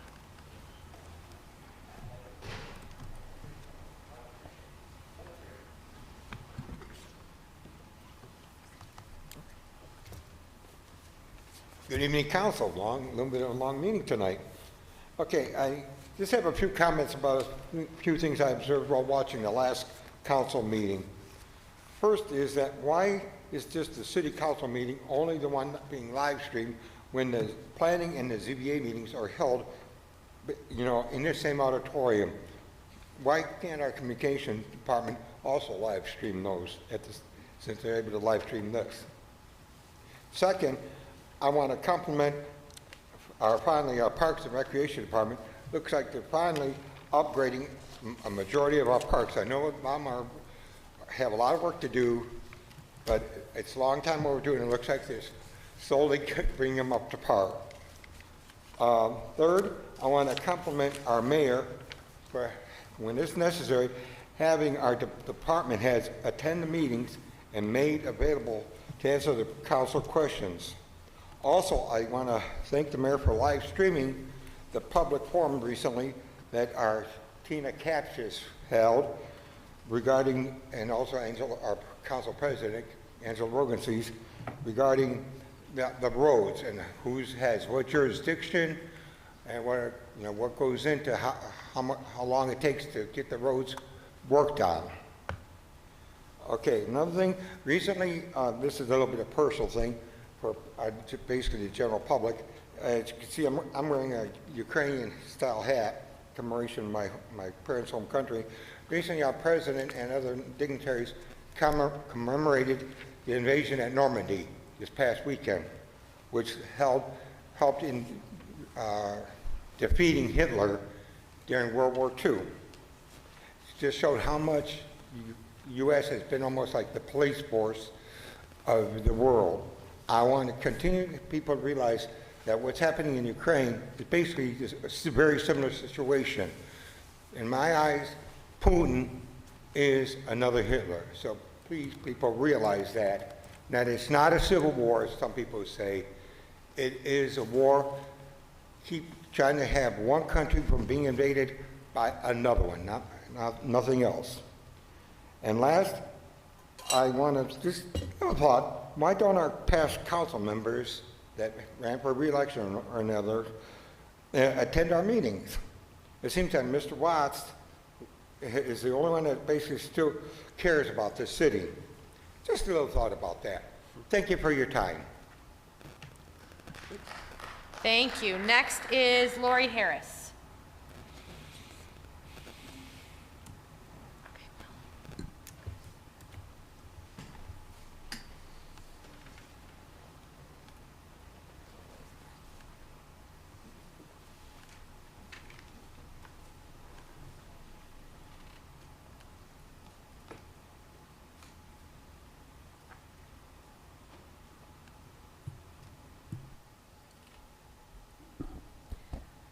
This is for Tony and Dorothy Baker, who are unable to participate in council meetings because we don't have a way for people to do that. We're not accessible to people who are unable to be here physically, and I would like us to continue to work on that. I also would like to comment on the 12A. Thank you for postponing that. I certainly do not feel that they deserve a gaming license when they are not transparent and providing information about their financial status. But I'm also disappointed that the legal department didn't provide the proper information. And that's really not acceptable. So thank you for looking into that more. I would also like to ask that the city departments get their act together. I particularly mean the building department, the planning department, maybe animal control, the police department. Why someone would be allowed to put dogs back in an empty house that was described by Mr. Ostosh as a mess because there were alleged, can't think of the word, I'm tired, squatters. I don't think they left, those squatters left in 2019, according to his previous comments. So why that house is not certified for occupancy but allowed by the police department to put the dogs in does not make any sense. Doesn't make any sense at all. If the building department's not following up, property maintenance in terms of the mess at harvest time and the mess at that house on Jewett, I would like the fire department, the fire marshal, to visit harvest time and look at whether it's safe at all. The collection of items that keep getting put in front of the door, maybe the door is open, but there's really, from what I've heard on the inside, it's very crowded and very hard to move through. You know, we just can't keep letting this happen. It's wonderful they do good things, but you can't cover up bad by doing something good. And what else? We had a really nice gathering at City Hall yesterday promoting ADA compliance. And even though the DDA has decided to spend over $200,000 to investigate and plan how to do this, they don't have a plan to finish until 2026. And that's only the top few things that need to be done. So we need to do a better job of getting on the ball. You're at time, Miss Harris. Oh, it says 33. I know, they didn't restart 32. it. Yeah. Oh, you didn't start Yeah. it? Sorry. Well, that's okay. Have a good night, everybody. you. Thank you. Next is Jamie Morris.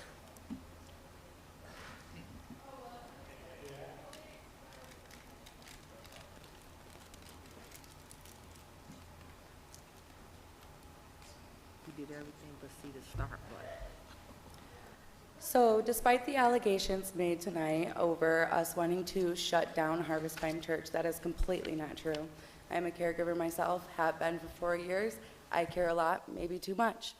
And apparently I care too much according to animal control and the police station because they did get tired of me calling. I called for a year straight. I called almost every weekend. I am a neighbor with cameras actually at the home. I never see Curtis, ever. He sneaks to the home maybe at 1 or 2 o'clock in the morning, throws a handful of food inside that house and leaves.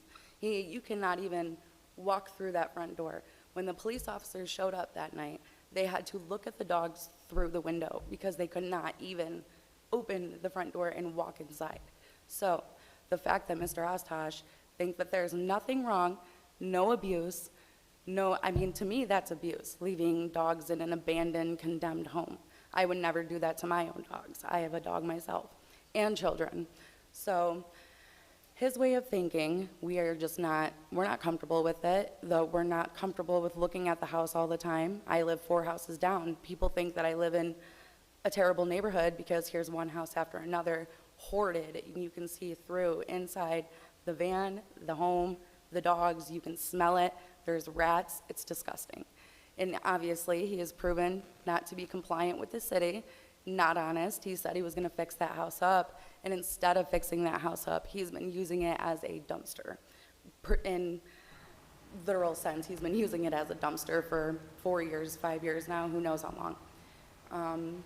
And as a neighbor, as someone who cares about animals, people, our city, our pockets, I feel like no more funding be offered to Harvest Time until they clean up the mess that they already did. And nobody ever said to shut down Harvest Time. We want Harvest Time to clean up their act and clean up their ways of thinking that what they are doing in that house is not wrong, it's not abusive, and there's nothing wrong with the mistreatment of animals. And I do hear the commentary in the background.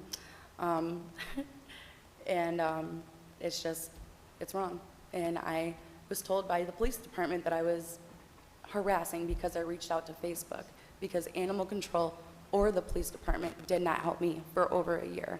So as she mentioned, Facebook is a great way to get attention. It's a great way to reach the people who do care. Thank you guys so much for your time tonight. Thank you. Next is Elizabeth Alexander.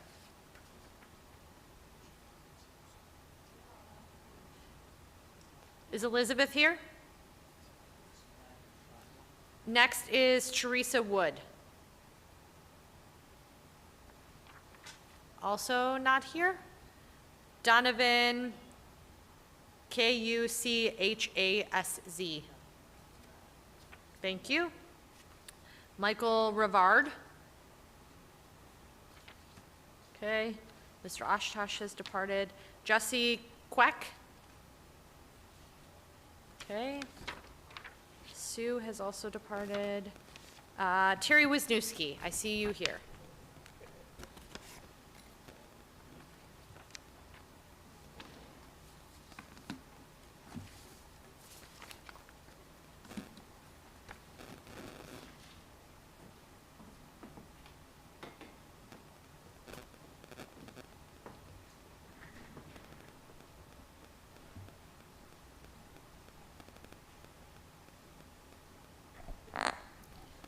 Hello, Council. Terry Wisniewski, lifelong resident of Warren. I'm here tonight to introduce you to a very ambitious and knowledgeable person. This person has a passion for helping people become financially stable through home ownership, breaking the mindset of I can only be a renter. She does this through seminars and work groups that she has done over at Lincoln High School, and she gives them the tools to become a homeowner. She is also involved in an affordable housing project in the south end of Warren, in the 8.5 and Van Dyke area. And before I screw up anything else and not get the details right, I'd like to introduce Faye Baker to you.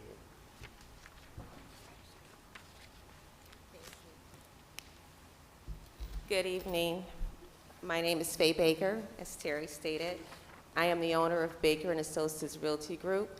I've had this business in Warren for about 10 years now.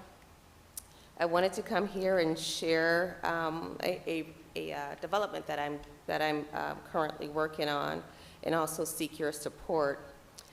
The development is Empower Home Development. It's a proposed residential development in South Warren. The project aligns with the City of Warren's 2022 and 2023 Housing and Community Development Proposed Action Plan to increase homeownership among the low to moderate income AMI. The project also aligns with MISHDA's State Housing Plan. Our goal is to empower low to moderate income individuals and families, providing them with the tools and resources needed to achieve sustainable home ownership and financial stability. The project has received support from key stakeholders, including the city mayor, the state senator, and local organizations such as UAW local offices. We've also partnered with the City of Warren through our nonprofit organization, as Terry stated, to provide impactful seminars focused on financial literacy, home ownership, and most recently, rent versus buying education.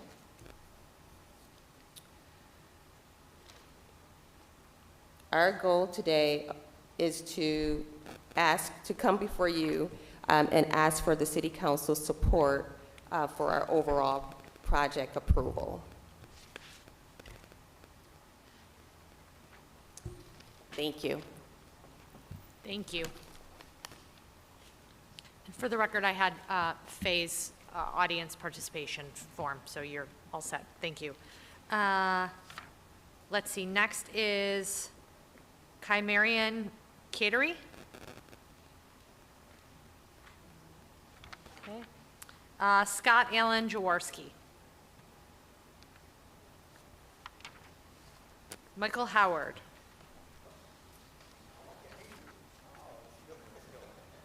My father gave it to me. Good evening, Council. Thank you again for recognizing Juneteenth. Just the shortest backstory on how we even began the celebration here in the city of Warren. One day I was in a meeting with actually at our now mayor's house, or at our treasurer's house, celebrating something with our mayor. I bumped into Monica Papasacian, and we were talking about different things in the community and some of the things I was doing in Oakland County, and she's like, man, I really wish we could do that here in the city of Warren. A year or so later, that's where we started working to bring forth the Juneteenth celebration. The federal government has 12 holidays, and this one was just one that because we got together, we decided we're gonna organize and start it. And so I think that the city is coming along to be a partner in that, and I'm thankful for that. And we just encourage anyone that wants to see any of the other 11 federal holidays acknowledged and recognized, like I challenge you to step up and organize them, because that's exactly what we did. You know, some of the question is like, it's because Juneteenth is talking about the liberation of slaves. Many folks are like, oh, it's just a black holiday. But the General Granger who delivered the resolution to Texas was a white man. I mean, there was over millions of citizens, soldiers that gave their lives for freedom. And that's what Juneteenth is about, is celebrating freedom. I believe if we're gonna talk about progress and moving forward, we first have to acknowledge our past. and we can learn from our past. And so Juneteenth is an opportunity for us to look at our past, look at how far we've come, so then we can look forward and keep our eyes to the hills on how much further we can go as a people. This is, you know, as I said earlier, this is not just a Black holiday. This is an American holiday that I'm looking forward to celebrating June 22nd. We have Grammy nominee singers coming. We have 2 amazing bands. I just found out we're having a DJ come. We are having food trucks, but also several nonprofits that are gonna come and talk about how they can help improve the community and provide resources. And we're still adding a few other nonprofits to that. So I just want to encourage everyone to come out. And lastly, I'll say happy birthday, Shirley. And another resident that watches our city council meetings wanted me to say hi and give her an okay sign. So I'm following my instructions. Thank you. Next is Omar Rains. Not here.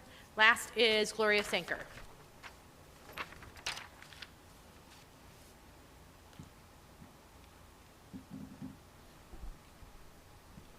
Good evening, Council.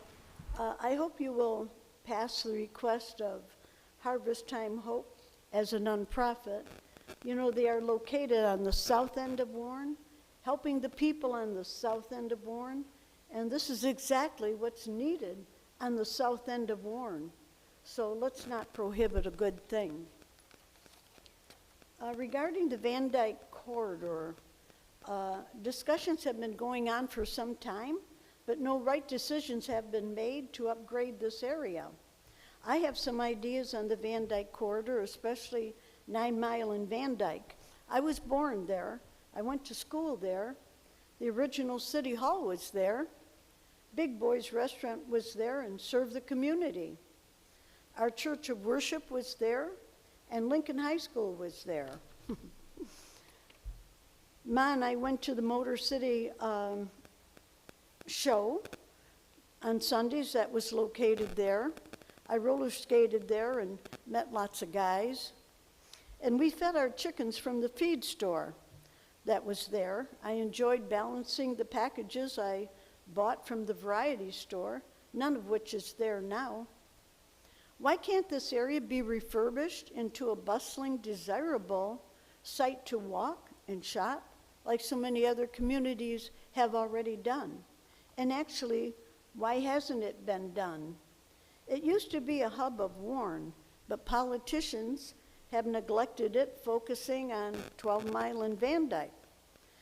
If it isn't taken care of soon, it's going to become so neglected that it will become a loss to our city and become a drain on its finances. You should have a concept contest. Let the residents draw some ideas of what they think might be worthwhile there and work there to make it inviting for residents and non-residents to want to come and shop, dine, and have some fun. And that could be done with a concept contest. It might be fun. It doesn't have to become a drain on our city. It just needs some spark, fixing up a sense of welcoming to draw people back to that part that once was an integral part of what was known as Baseline, Michigan. We became a city. This area should not become a slum. And lastly, I would say, I guess it was last meeting that council drew up a proclamation that the month of June should be Pride Month. Well, in the Christian world, it is a month of the Sacred Heart of Jesus, with billboards posted along the expressway and major highways. You're out of time, Ms. Sanker. It's a great month. Thank you. To celebrate faith. Thank you. Next item. Council response. Council response to audience. Anyone have anything? Okay, hearing none. Next item. Motion to adjourn. Support Lafferty. All in favor? Aye. Any opposed? Motion carries. We are adjourned. Thank you, everyone.